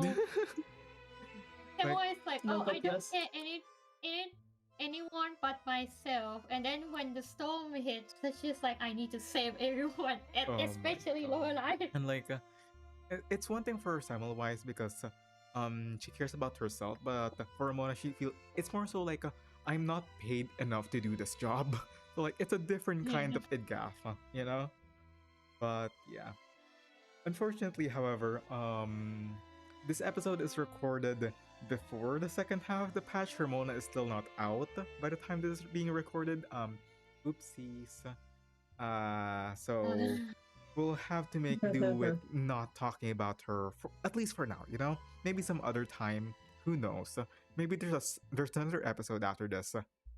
Maybe there's another episode after this. Okay. Oh my God. That being said, though, oftentimes in like a reader's response analysis and like things like this, we take topics that are pretty controversial within the fandom or have like varying interpretations and like add our little mix into it, give our own opinion on the matter. And for one, like we literally started the series talking about Beryl and Matilda and like their unappreciated aspects of like by themselves and then by together. And then we had La Pera, and then Moldir love her to death. And then we had a conversation about Igor, where I'm still surprised that not that many people caught on to that, and I haven't been killed yet. And then, oh yeah, just like this last patch, we had a conversation on morally gray characters with Masteron. A common theme that you might kind of notice when I pick these topics is that they often concern polarizing characters. Like we have antagonists, morally gray people, we have flawed characters. Because at the end of the day, I feel like those are the ones that are interesting to dissect. Those are the ones that have a lot of depth into them. Not saying that the others don't. It's just that those ones have like conversations that are very much easy to spark. And like, oh gee, a complex character that might be flawed, antagonistic, or morally gray? I really wonder whether or not we have one of those for this patch. I mean, Yeah. which one? Loggerhead. I'm just kidding. Here she is. Oh. Okay, look, we have Mourinho, Hi, we girl. have Anil, Yeah, we have Lawrence Muri- Butterfly. yeah. Like, which one do you want? Yeah, like You want Hi, girl. Perez? the one that's playable and I can make more clips out of. Okay. Oh my God. There's also Perez. Do you want There's also Perezes, but like Perezes are Perezes are funny, but they're still, funny, so like I forgive them. No, I know. Hey, They're funny, I forgive them. That's the important part of the I like their process. vibe. I like their I like their vibe. Okay, vibe. girl. Their comedic relief, they're amazing. And their diss track is also cool as shit. That is true. Mhm. We've already glazed the Perezes in the previous part of this like episode. Come on. Anyway, where the fuck do I start with her? Jesus Christ. Do you want to start with her first appearance? I mean, Keystone Protocol? alright, Priest. I'm gonna be completely honest. I have not done Prieststorm Protocol. I have not. Deimos, you probably played Keystone Protocol more than me. Yeah, you. No, not really. Oh, Just about enough. just Yeah. enough. Okay. The thing is, I have not gained enough. anything but the normal ending because I keep forgetting that day one I need to do stuff. I keep missing day one. Like, anyway, Yeah. let's just start with a question, I guess, so that I really don't have to think about the stuff to talk about myself and use you guys instead as a method to get my thoughts out. What do you guys think of her? There we go. Simplest question ever. She's a very fun character. Like she's likable because she's a very fun like character to like be put in situations. You- But is she a good person? No. TLDR. Like she's fun to be put in. Yeah, you know what? Sure, she's a funny character if you like think about it in retrospect. You know, she's a rage baiter first and foremost, and then for two, like he's just that like archetype of psychopath. Not, I wouldn't say psychopath. I'm not an expert on psychology. I'm sorry for the term, but like just that flavor of character that's just he's so extreme that it turns out to be funny sometimes. You know, and she makes jokes. She makes jokes about it. Yeah. And like She jokes about it, quote unquote. Her jokes are very dry, and it sounds like she wants to murder people. yeah, like Yeah. her jokes are dry, and you're not sure whether or not she'll actually go through with it or not. I mean, she's basically X, but an older woman. Yeah. She's a little bit of X, and like also Yeah. at the same time, X is. Would you guys say that X is more or less eccentric than Butterfly? No. No. I It's think a little- X has like more sense than Butterfly.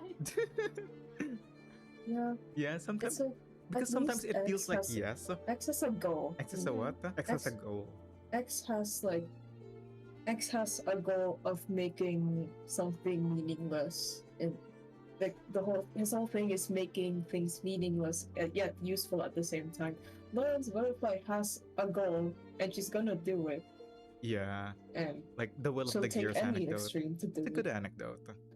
Yeah. Yeah, you guys, Yep, you we're people in the definitely- audience should go through it. It's really fun, and it really Mhm. it's such a good character exploration. But yeah, that's for X, I suppose. And like, I would say that there's, aside from the perspective of comparing her to X, there's so many different ways and like I guess methods by which you can try to analyze Butterfly. And I feel that like you know, you could go in terms of morality. She's not moral.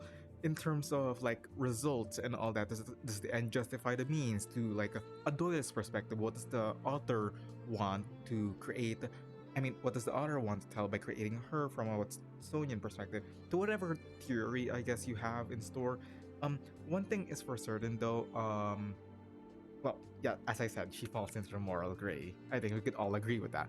Maybe on the Yes. darker gray side of the spectrum, but she's definitely there.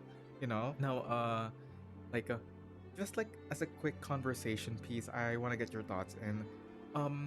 Do you guys want to put like our moral grays in a tier list for 3.x? Oh boy. Like between Beryl, you know, between Igor, and Where the between hell do Lorenz you Butterfly. even put Barrow first? Like, How are we going to put them? Barrow doesn't even like acknowledge. Like, she knows she's in the wrong, but she doesn't even admit that she's done the wrong. It's just like, oh, that was a misunderstanding. I did not steal stuff and Yeah. eventually caused the flood. It's an I was doing oopsie. business and I did not know It's that an my oopsie. business would eventually cause, you know, the flood and everyone lost their loved ones and stuff. I was like, wow, she doesn't even acknowledge that she Yeah. kind of caused No all this. apologies. Whoopsie daisy. I mean, No. like, does Butterfly apologize? No. Yeah. Nah. Like, But she I mean, acknowledged she it, it's does wrong. apologize. Technically, she does apologize, but it's for like, you know, keeping the peace, acting, you know, her performance is Yeah. not 20, and that is understandable. Yeah. Just to further her own gain and all that.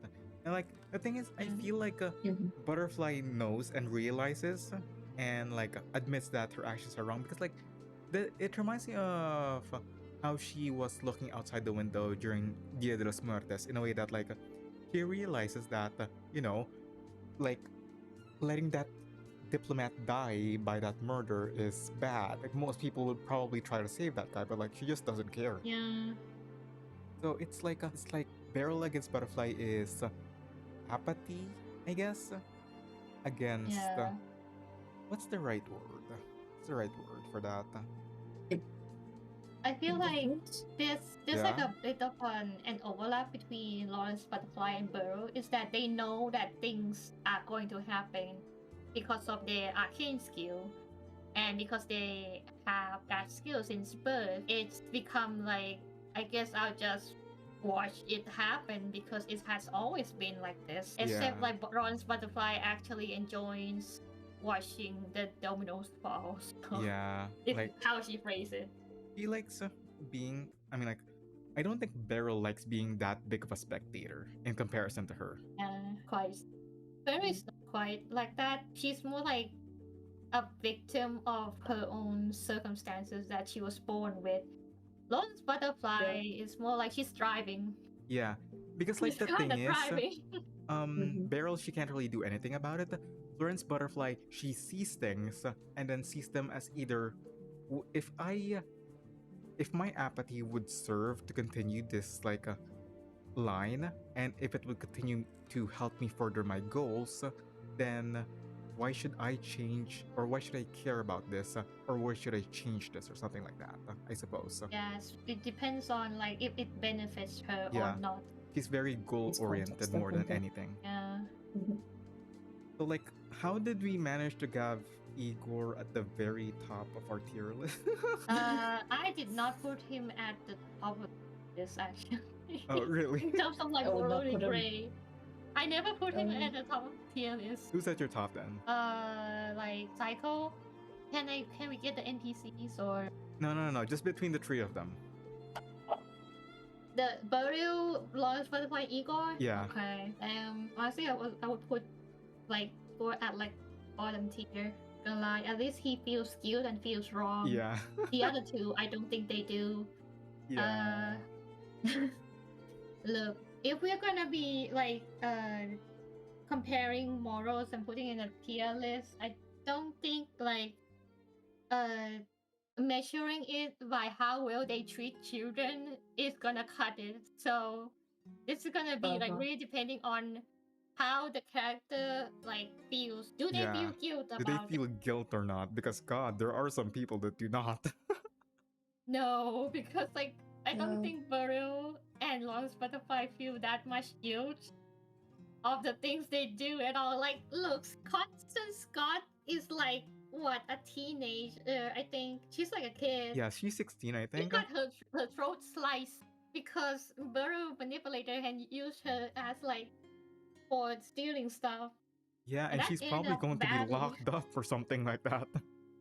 Yeah, she's also being locked up. But yeah, Deimos, you were saying? Like rhymes. No, I wasn't saying anything. Okay. Anyway, oh my God, what a character! As I said, like, I mean, it's better than having like characters that are the same. So this is technically like a fun part. this is Just a like fun person to become playable. I'm surprised. Yeah, it's a very fun person to become playable.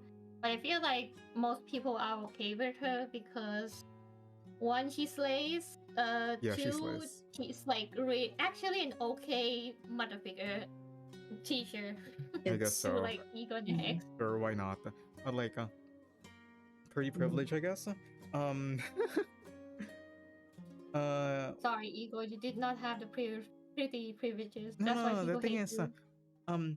Igor has some of the pretty privileges. It's just that he's very unfortunately in a game for women, you know? Yeah, in a game where most of the target audience love the female Yeah, characters. like put him in Lodge, Which is people would exactly- love him. Or like in the new gacha that is like I think people have been saying like it's kind of like reverse, but it's mostly male characters and some female characters. Yeah, like put him I there, went he to would watch thrive. the game, and holy Maybe. shit, what is the rate of this game? Why is like fan service everywhere?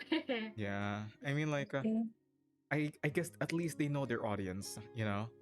But like, Yeah, they know their audience. they know their audience. Yes. Good for them. if Igor was in there, Yeah. people would be asking to be his kids. Yeah. Bro. Back to Marguerite though. Not the best person to be a role model. I guess if you're X or Eagle, sure, but like she has two kids to take care of, why not? We discussed like last time specifically in 3.4, like or episode 9, I think. On how to like to create morally great characters. Basically, to summarize it, you could go watch that video as well, by the way.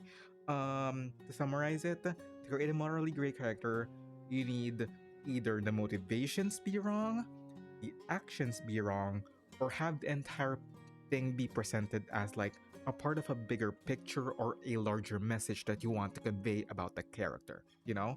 And like, I think for the most part, Mhm. Marguerite easily falls into like a, I guess, good motivation, you know, trying to solve the storm. That's good. And like a bad action. Very, very, very, very bad action. I don't think. Look at all these people dying. Yeah, a lot of people die. I would. I wouldn't But then say again, that. it's like, you know, hot, Yeah. so not that bad. Yeah, I wouldn't say that it's good motivation. It's more so. Well, the motivation is good enough. Yeah, it's good enough. It's like technically it's for the greater good, but at the same time she's doing it for herself. Yeah, she's doing it for herself. Mhm. She doesn't really do it for the greater good, like intentions, you Mhm. know. Yeah, that's kind Yeah. of the thing.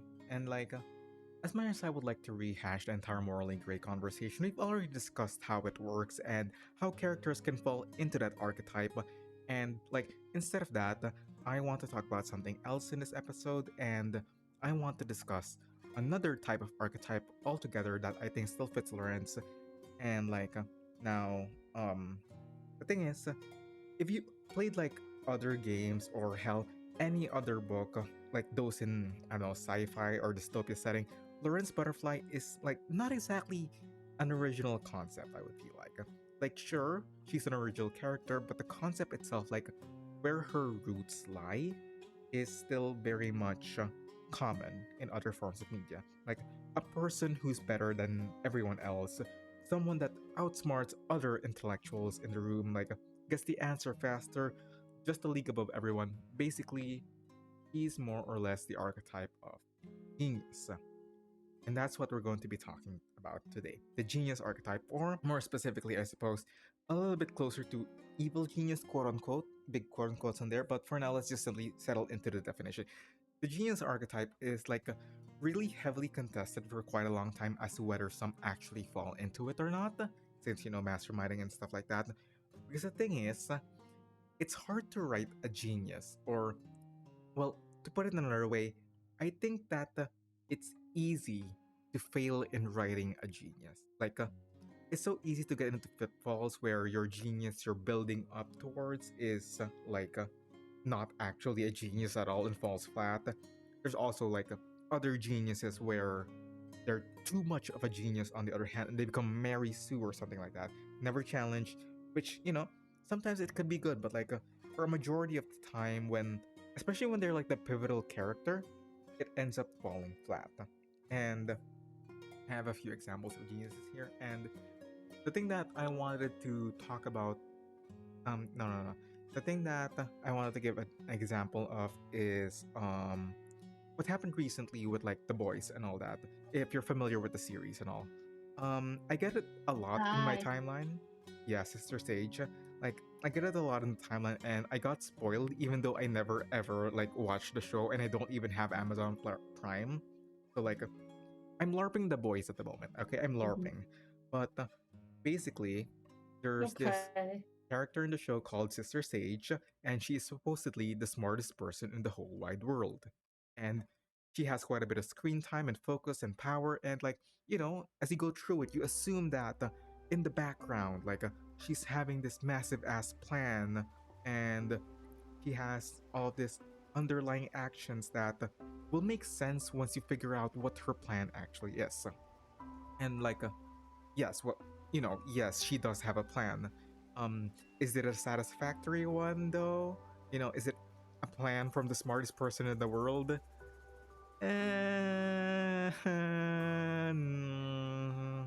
Mm, Basically, it boils down to like make everyone fight each other and get mutually assured destruction along the way, and meanwhile, she's the only one who lives and she can read books for the rest of her life while everyone is dead. Fun. Nah, I mean, I have never watched The Boys, so Yeah, I'm uh, we're LARPing the boys right now. It's fine. But like, it's easy to fall into the pit trap of that because, as I will explain later, like a common phrase that is mentioned regarding geniuses is that a genius can only be as smart as the author is, which I don't fully agree, but we will be discussing that later. Oh, and by the way, her plan fails because oh, very yes. common trope. She did not take consideration of emotions. Very cool. Okay. Wow, that's kind of falls flat a little bit. It's kind of simple. Yeah, like the thing is, I really don't want to echo like the phrase that, yeah, geniuses can only be as smart as the people writing them, but there is a very important distinction to be had there in which that our genius characters have limited time. The writers have infinite time to further add depth into the matter to make them think whether like oh, is this actually like a genius or something? And that like even if the writers are not geniuses themselves, their characters can still have that aura if they build good enough. And like I have one major example of this that I really like with a game named Stafford Case. It's a very niche game, it's a very indie game, whatever. I love this game. Let me talk about it. Basically Okay. it's a murder mystery game, which is, you know, a genre filled with geniuses and such. And we have our main character here, Notre Case. That's not how you pronounce it. Why did I roll the N there? I mean the T. Notre Case. Now the thing is, the cases Notre solves are like not completely difficult or impossible to solve. Like, sure, every so often, like he trips up or needs to think outside the box for an answer, but all of them are pretty much solvable and quite easily as well. Like the thing is, his genius comes from the fact that he solves them exceedingly quick. Like basically, you know, as a game, there Mm. are sections of gameplay where you like where you're supposed to connect the clues together and make deductions. Like, you know, connect the dots and all that and make deductions, connect, oh, this clue actually is related to this clue, things like that. And like in the lore perspective of things, meanwhile, let's say that you took a minute to make a connection. In the story, the time that you spent in the minigame is basically infinitesimal, and Notric comes to that conclusion in just basically an instant. I don't know if my like snap got heard, but I'm snapping. And Mm. yeah, I think that that's one way of doing things that even if you're playing as a main character, the genius is still there when there's a gap between the intelligence of you, the player, and the character that you're playing as. And like you solved it in this quickly, he solves it this quickly, even if you're controlling the same character. And again, like even if the mysteries you're solving can be done like with enough time, it's simple enough. It's still somewhat of a difference when someone is doing it faster than you, and that's one way of using time. And as I said, Stafford Case is a great game. Go buy it if you're interested in murder mysteries in a reverse 1999 setting. I love this game. But said, what's the fuck is the point that I'm trying to make here? Like, what the hell am I saying? To write a genius, you don't necessarily have to be smart. I'm going back on my earlier words, yes, whatever. But because unlike morally great characters, the archetype of geniuses relies on presentation more than anything. You have to make them make sense. You need to make them satisfactory to have. Question is Lawrence Butterfly a good genius? And that's basically my presentation for the day. Oh my god. For this presentation, I looked up like Yeah. a few writing sources, and of course, I brushed up on a few books that I have because God forbid I don't read enough nowadays. And I put together just generally a few guidelines, not rules. There's no rules in writing, I guess, like except for grammatical rules, but even then, sure, why not? On how you can make your genius pop off and, you know, not make people hate you. I'll be seeing whether or not Marguerite actually falls together with these rules or subverts them in an interesting way. Let's go through them one by one, okay? Okay, number one. Good. At the end of the day, the character that, at the end of the day, the people that you really have to convince that a character is a genius is the audience, the people that are watching, not yourself. And I think one of the easiest way to make a genius feel like a genius is to, like, detach them from the audience, to make them feel like their intelligence is so far off compared to the one reading it. Like, there are organic ways of doing it, like I said, with Notrick, making the reader feel slower in comparison to his speed. But really, the easiest way to do that is, don't make them the main perspective in the first place. Don't make them the main character. Like, one of the most popular geniuses Sherlock Holmes has, Watson by his side, and as an audience stand in. I think that's very much obvious. And of course, the audience stand in has to match the intelligence of the audience and, like, not to be extremely dumbed down. And we never really get into the head of Holmes to see how he solves his crimes. And if, Watson is not a doctor and is instead completely foolish, we would have not a mystery but a comedy. Basically, what I'm trying to say here is that instead of seeing every step by which how Holmes solves his crimes, we instead have someone else seeing the very conclusion of it and then tracing backwards as Holmes explains. That's a better way of doing it. And, in comparison, we have the Turquoise Serpent Club. We take the perspective of others. Like, I guess our protagonist here would be Loggerhead or Ramona for the most part, but even still, we have scenes with Lawrence Butterfly. Does that count? No, not really. Because with the few times that we are with, like, Marguerite, we feel like spectators when we're with her. In fact, we don't really get that much information on how she's wired until the last part of the story where Anil lays out some details that he himself noticed. We never really get into her head, which I think is a very important part of this story overall. And I guess the one part that we do get into her head is when she is seeing the sunstone and it's colorblind. So I guess that's one thing, and it is one thing that Anil himself noticed, and that's why he got to talk about stuff. Anyway, I mean, I suppose it's considered a flaw of her in like this narrative, because for like I think it's for like the entire story, she's being presented as Lawrence the Butterfly, who is exceptional, flawless, basically just perfection. yeah, And then up until the reveal that she actually cannot see like some of the colors, therefore there's a flaw in her analyze, basically. Despite having like the arcane skill to analyze, she still cannot see everything, basically. yeah, They nerf her. yeah. Like, she's not perfect, which is a very important part of it as well. And like, how do I say this? Like, I think a very good, like, analogy that I could have here is comparing it like to a magic trick, like Centurion and all that. I made a way to bring Centurion Lawrence Butterfly in here. Anyway, um, Mm. that's stupid. But like, if you're a part of the audience, when you're seeing a magic trick for the first time, you're amazed by it.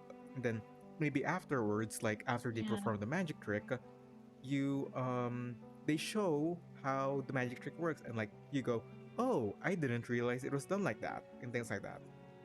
In comparison, like, Mm. if you take the perspective of a genius, like constantly throughout the entire story, it's like you're seeing the magic trick be set up beforehand, and you see the entire trick as part of the backstage.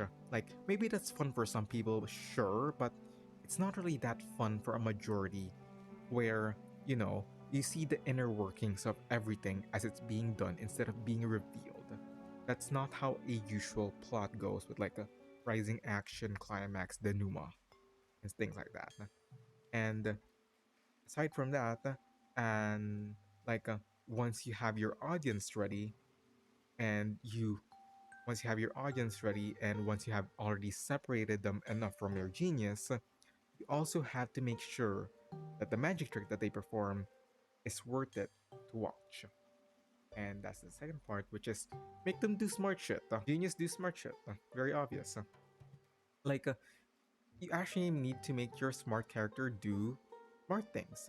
And there's many different ways to like do that. Like I said earlier, make them really fast to do things, make them an expert on their field, make them like extremely observant, a la like Sherlock, and have them be the first to notice certain aspects, make them an encyclopedia or whatever. And like this is more or less where the creativity of the writer comes in, and they flex the information that they already have or might have. And really this is where their main advantage over the character, which is time, comes into play. They can research, they can expand on certain stuff, and they have the time to think about what other smart ass exploits their genius can have. And one of the most common ways of doing this, I feel, is give the character information that no other person has. Like in our case, in the Turquoise Serpent Club, I had no clue that anil was a blue pigment. I mean, like anil, the plant, I guess, creates a blue pigment, and that's how she manages to deduce the 10th member of the Serpent Club. I mean, like not Serpent Club, of like the Midnight Kitchen. What am I saying? And yeah, like just remember that your character is smart. Show it off. Have them solve shit. Figure shit out. And like, there are many types of smarts that a genius can have, and it's really up to the scenario which one they need. Like, I feel like for Lorenz, in the meanwhile, what kind of genius would you guys say she is? Eccentric. Like, The kind of eccentric genius. like a little bit on the Sherlock show. I mean, not Sherlock Holmes, like Sherlock Holmes type. Somewhat addicted to opioids or something. No, not quite. No. She's more. There's no like She doesn't get the involved. supposed. The thing is, like, she doesn't really get involved unless she's gathering information. Like detached, I suppose. Yeah. Like an overseer, a manipulator behind the scenes. Yeah, that must. Yeah, I was thinking more so of the know-it-all archetype. Yeah, I don't know what. I mean, it's the same thing, but more so, it's like she just knows everything because she can glean over the information easily. But the detached one also works in tandem, I think. Yeah, it can be both because like it's a combination of different archetypes and sub archetypes at this point. But in general, for me, meanwhile, the way I saw it is like Lawrence is a bit of an all-rounder because since alongside her actual smarts, she's also really equipped with the charisma to back it up. Like as you guys said earlier, she's really charismatic with like how to act and pretend and all that, and just slip by locations without being suspect, and surprisingly also really good at combat. Like I think that's an overlooked aspect of how many guards she took down. Like, I mean, I guess she has a gun. I mean, she's a spy and an assassin, so it's kind of makes sense that she an all-rounder in like she's been putting herself in so many situations. Yeah. She has taken on some identities, but like she has a gun. I keep forgetting she has a gun. She printed that. She 3D printed that, and also she was in designed Steno. She was in Steno. Yeah, it's like that one friend who has a bit too many side hustles that you can't tell what they're actually doing day by day. That one friend who has so many jobs. She has too many jobs. How much do you think she's being paid? She's a researcher. That's a lot. But yeah. I mean, yeah. I think she's just doing it for the fun. Yeah. Yeah. Imagine. I almost wanted to ask the question, how fucked is the economy in reverse if you could do shit like this for fun, but whatever. I'm getting sidetracked. Crying, sobbing. Yeah, like I'd rather not think of the economy at this point. World, it's a can of worms. Yeah, I don't want to think about the economy. The economy is fucked according to the era, but also it's not fucked enough for the rich to keep being rich. I mean, what economy is it ever bad for the rich? I mean, look at Sosabi. She still had cash. She still has cash. Even how many storms has she been in, and she still has cash. Jesus Christ. Yeah, she's been in so many storms. I guess that's power of rich people bullshit. I somehow drag rich people bullshit into like reader's response. That's amazing. Anyway, moving on to the third one. This This is more or less a tip for all of character creation, but when you're making a genius, I think you mentioned this earlier, Yubi, but when you're making a genius, it becomes way more important than the regular characters because it's easy to fall into the archetype of a perfect and unchallenged genius, which is bad for a character for like a scenario like Reverse, where you want to sell the character in the end. You need to have flaws. You also need to floss, but like I'm not a dentist. You need to give your characters, your genius, a flaw because that's how you make an interesting story. And Lorenz Butterfly is not perfect, and neither should she be perfect. It would be a very lame character if she is. So. She's gonna be married soon, but like that's why she has to be like has like some questionable morals. Yeah, that is like also a flaw. Yeah, like that could also be a flaw, but if you lean too much into the questionable morals,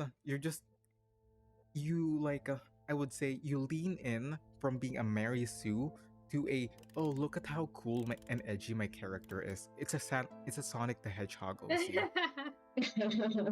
I mean, look, we have like jokes that she's basically Shadow the Hedgehog. Yeah, it's a very delicate balance that you have to keep.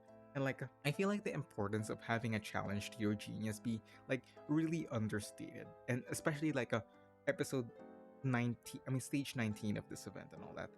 For one, challenges make them immediately not perfect, and for two, it's an opportunity to show up how smart they actually are, Good for them. And let's bring back the Centurion metaphor here, Centurion mentioned again. Let's say that you're watching an escape artist in a water tank, and halfway through the show they start panicking. There's an issue and they can't escape. The staff and the people on stage and the other assistants are also panicking as well. And in this way, you're for sure that the entire thing is now genuine and real. There's actual stakes into it, they aren't just a complete perfect entity that just cheats and because in the background they're supposed to see they just succeed. They're actually in this now, and that's very cool. And then as the timer of the escape pod gets to 0, they suddenly escape, all of a sudden, miraculously. Isn't that much more impressive? Isn't that better?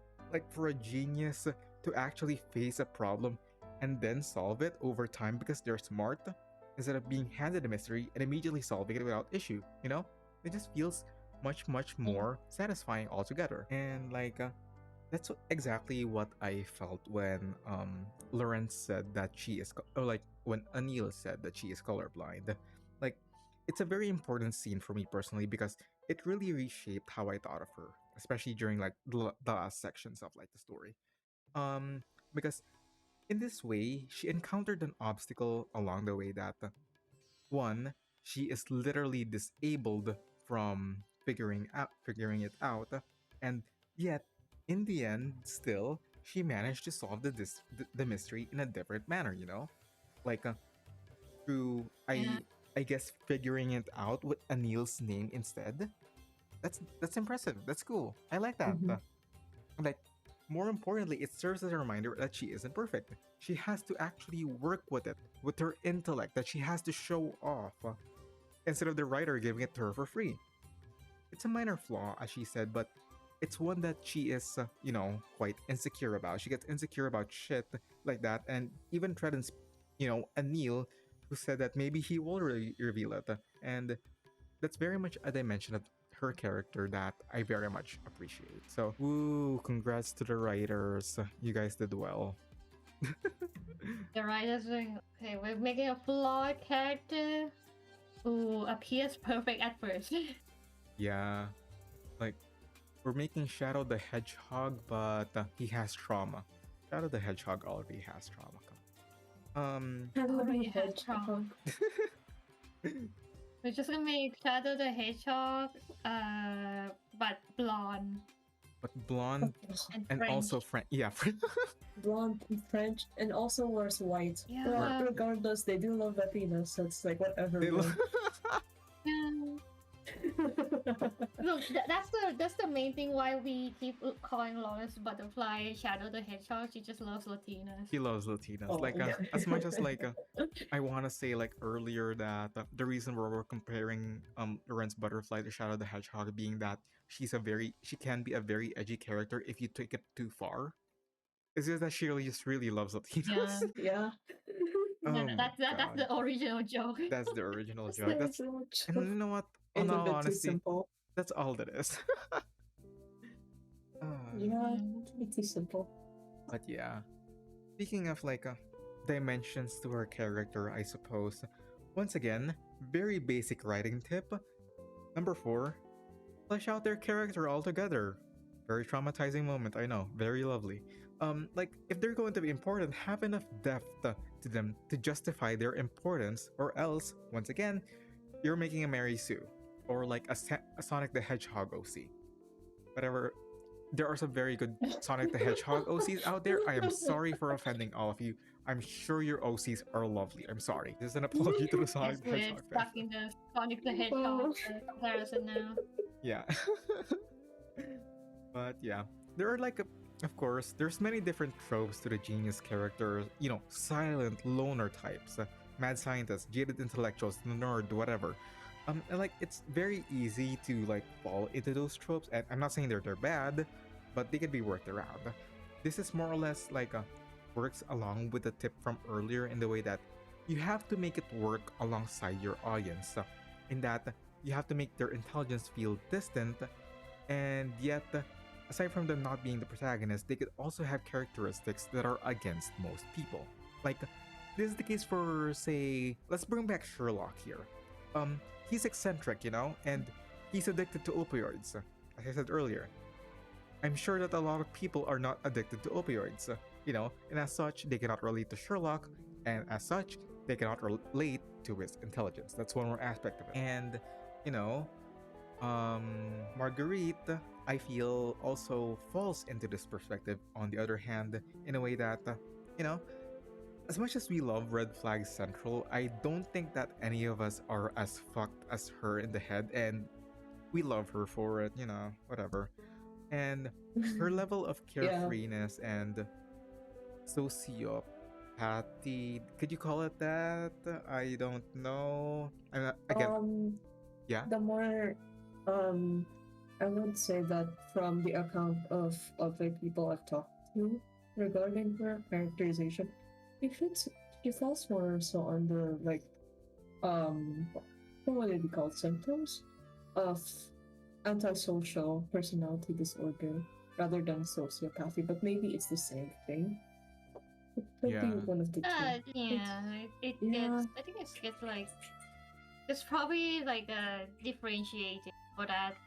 But you know, we're not gonna talk about that. We are not. You know, we're not psychologists. We're not psychologists. God forbid. Psychologists. I am so far away from like things We're like not these. Catania. Like, all due respect, as I said once We are again, not I'm not a Catania. historian. I'm not an etymologist. I'm not a maybe sometimes I'm not like a I don't have a major in writing. I'm not a psychologist.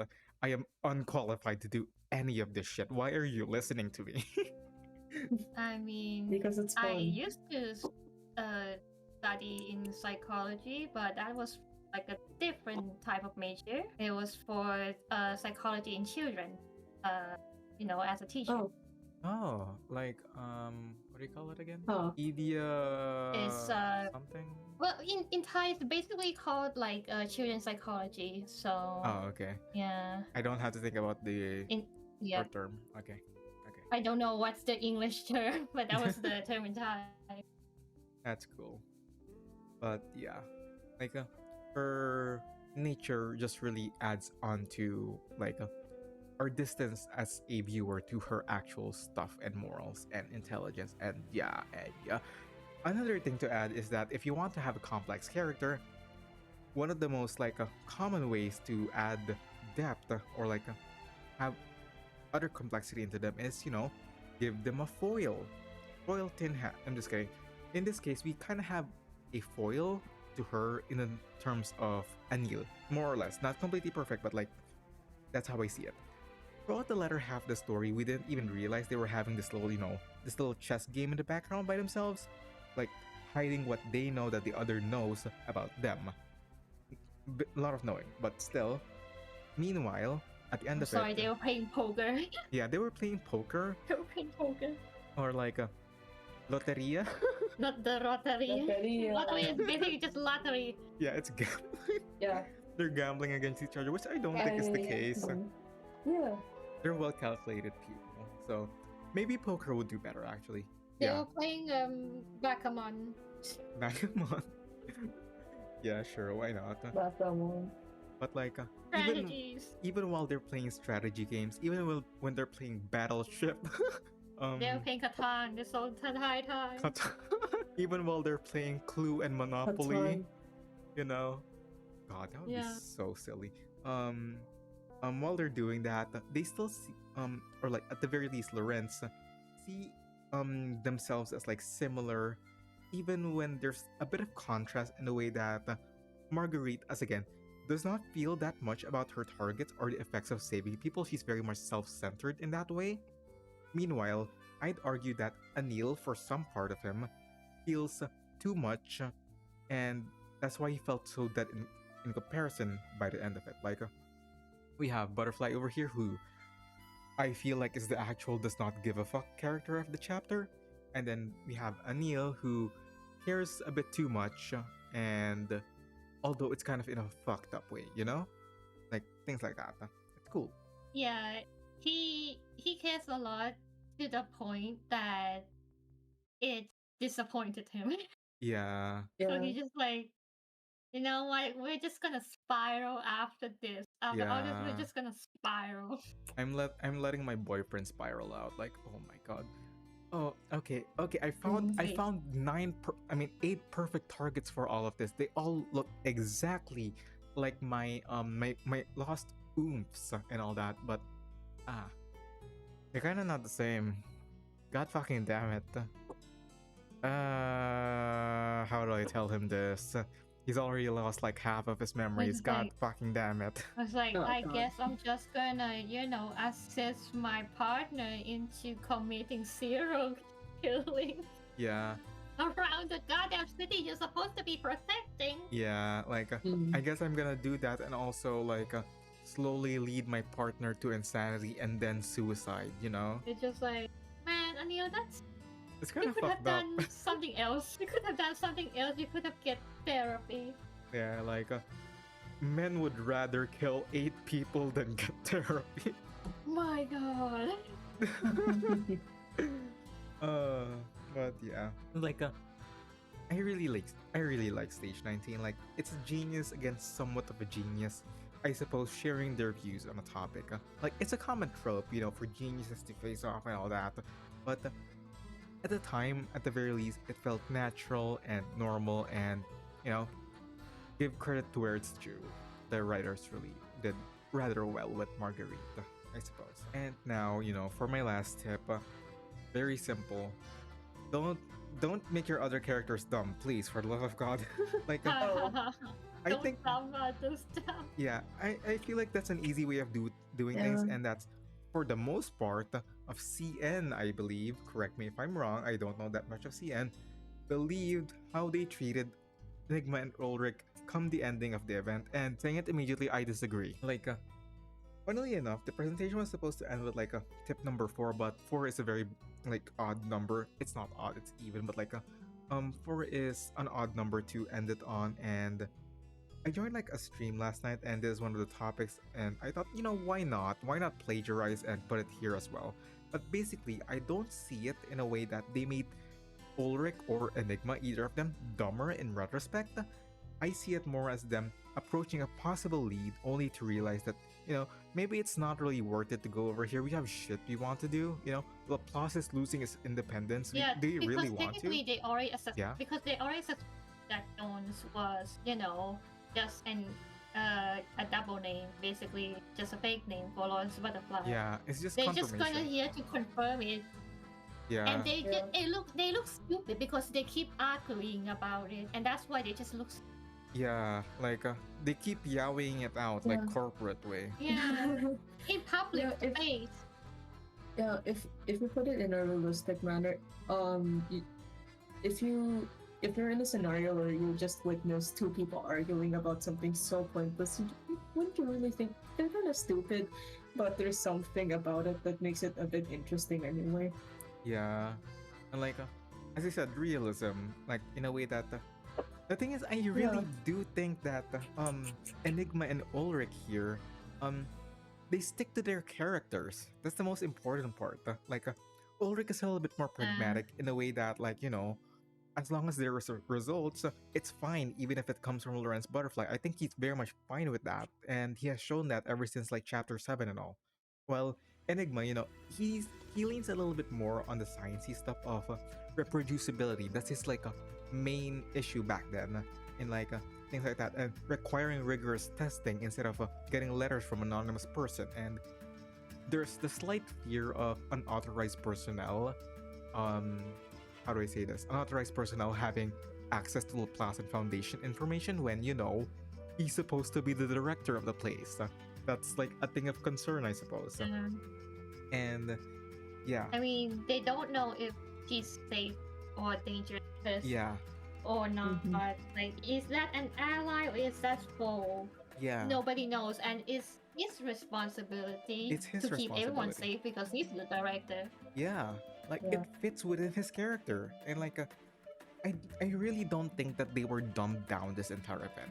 And like Enigma in stage whatever it is, 13, 14, he literally figured out through social cues alone. The anti-social figuring shit out through social cues, insane. That like Ludwig knew Lawrence Butterfly earlier, like way earlier in the past. Something smart. And like I don't know. I really did not see like these gays. Sorry, that's the first word that came into my mind. Happy Pride Month. Husband, office husband. Happy Pride Month. When? How many? You know what? We should put in a counter. How many Happy Pride Months I'm is not. there in this counter? I'm not doing that. Oh well, we'll probably make it into a different video. Who knows? Maybe. Like a short video. Happy Pride Month. Maybe. Yeah. But yeah. That being said, like, I don't know, stop whining, I guess. Anyway. As I said, that was my last tip. That was, yeah, that for the most part is like my reader's response for this patch. Like, I know that I could very much have shortened this into like smaller scale or whatever, but like I didn't exactly know what to expand on or what to cut off from this presentation, and also a bit hella stress in the background. Sorry about that. Nonetheless, though, this has been, a very fun thing to present because the thing is, I think a lot of people already know this about me, but I really like detective and mystery stories, so I really come across a considerable number of geniuses in literature, and I simply put together some of their commonalities and compared them to Lorenz with how she is. And overall, I'm very happy about her presence in the game overall, and I really can't wait to see more of her in the future because, as I said, clear that she's going to be appearing more and more. Like, you've introduced a massive ass Chekhov's gun. You can't not fire it, Yeah, she's a wild card. She can be like put into like so many situations where they need a person to explain stuff. Not just explain stuff, but like add a subset of randomness into the mix, As I said, wild card, like it's Chaos herself. Yeah. Lady Chaos herself. I have a bit of chaos in there, which I think let's just yeah. Yeah, let's just find her in the Pax house soon, maybe. Yeah. Probably. I mean, like, eventually I feel like we're gonna see that, but like, especially in like times like these where it feels like the war is getting more and more chaotic and all that, I feel like her presence is going to be really welcome in a way that she adds a little bit more spice into the mix of the story and, makes it way more interesting and adds a few more plot points to consider. And I swear to God, Institutum Lorenz has been introduced like chapter 1. We needed this shit. I'm sorry, but like, I'm still somewhat mad at chapter 1, but we needed this shit so badly. Oh my god, can I just say that? Oh jeez. Like, I'm still somewhat mad at chapter 1 with like how they introduced the, like, an entire like a group and then not use them for like the next few years.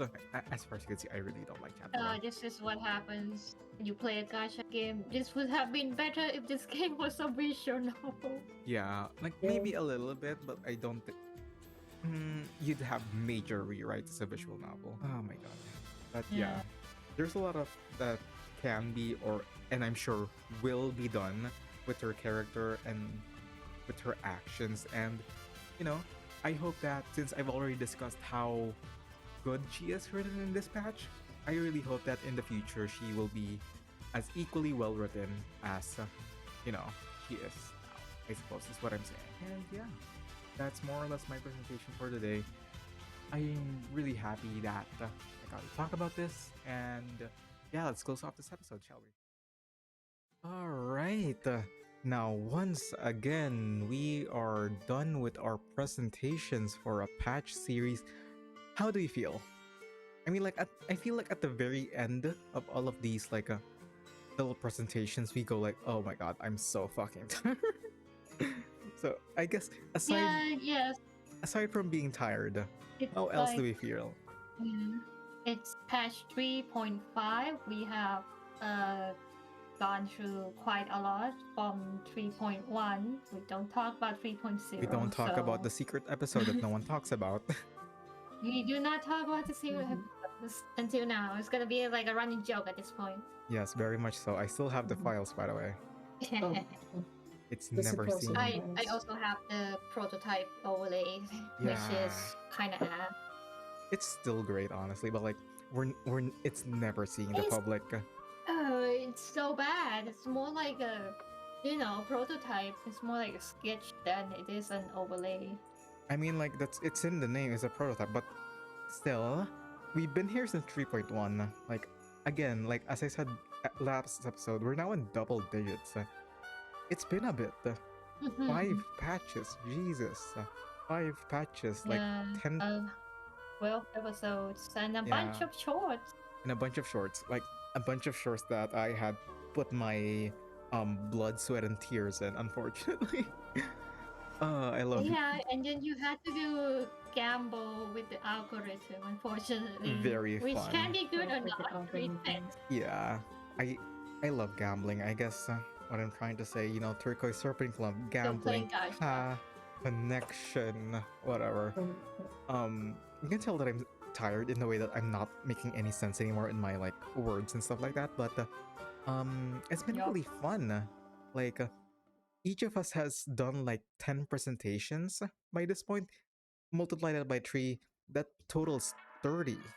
And like I guess a few weeks ago, no, not a few weeks ago, but like a weekend some time ago, we went through like our 6-month anniversary, is it?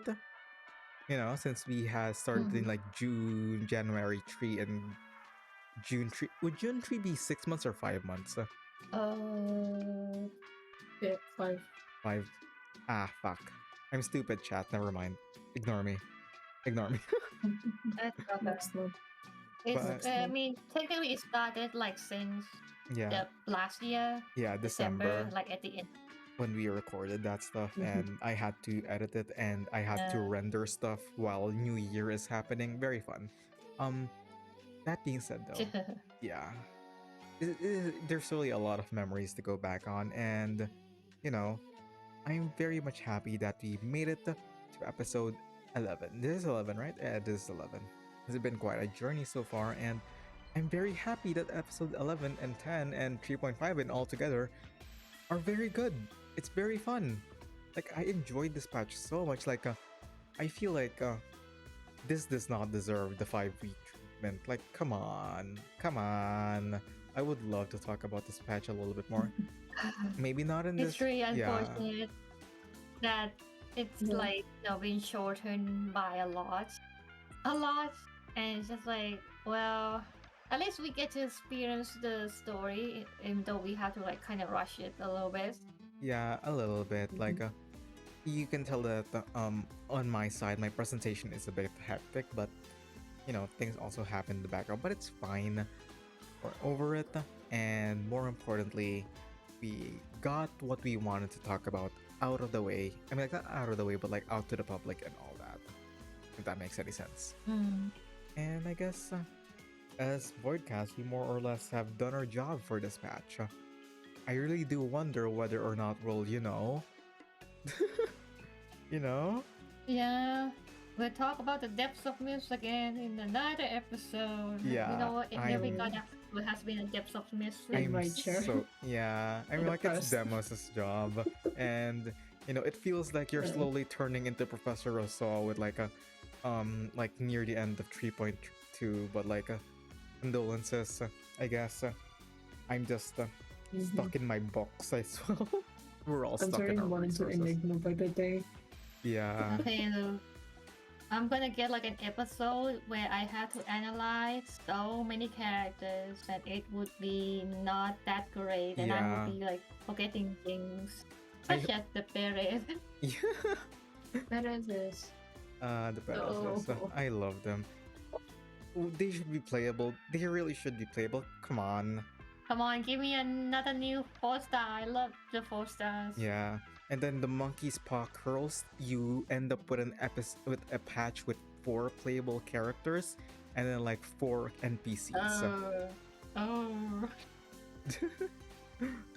Like for one, imagine if like you have to also go through the character story NPCs like Cold Wall.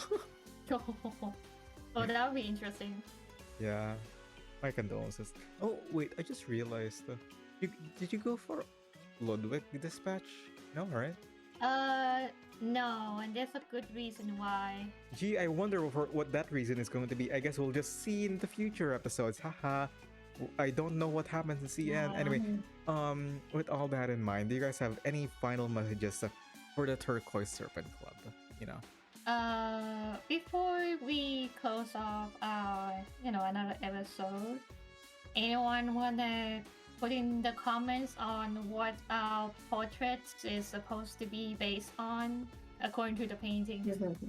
Because I did design the overlays. They're all reference to in real life paintings.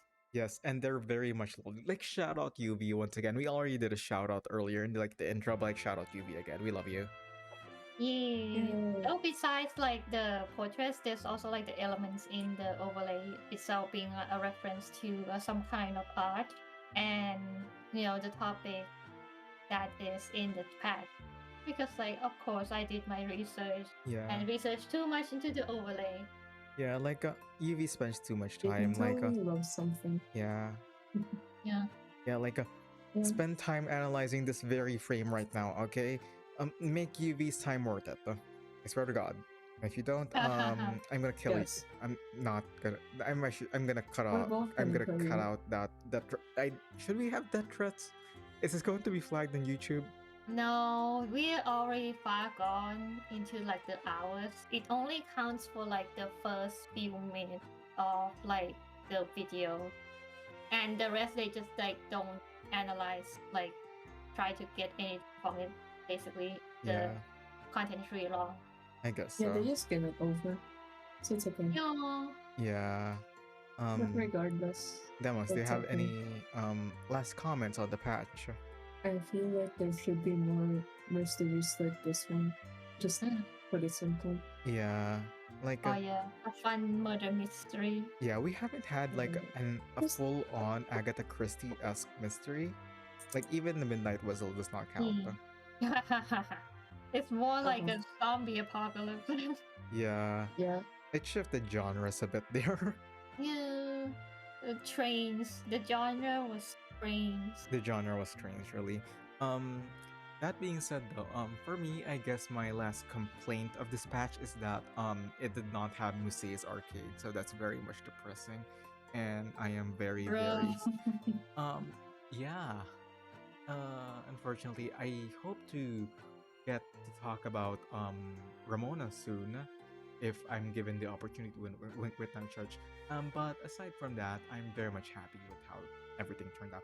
Again, 3.x has been banger after banger, and I have not missed so far. And I True. hope that they continue this this pattern all throughout the patch. And I really can't wait to see how it all like coalesces into a climax altogether. And yeah, I really can't wait to see what else they have cooking in store for us.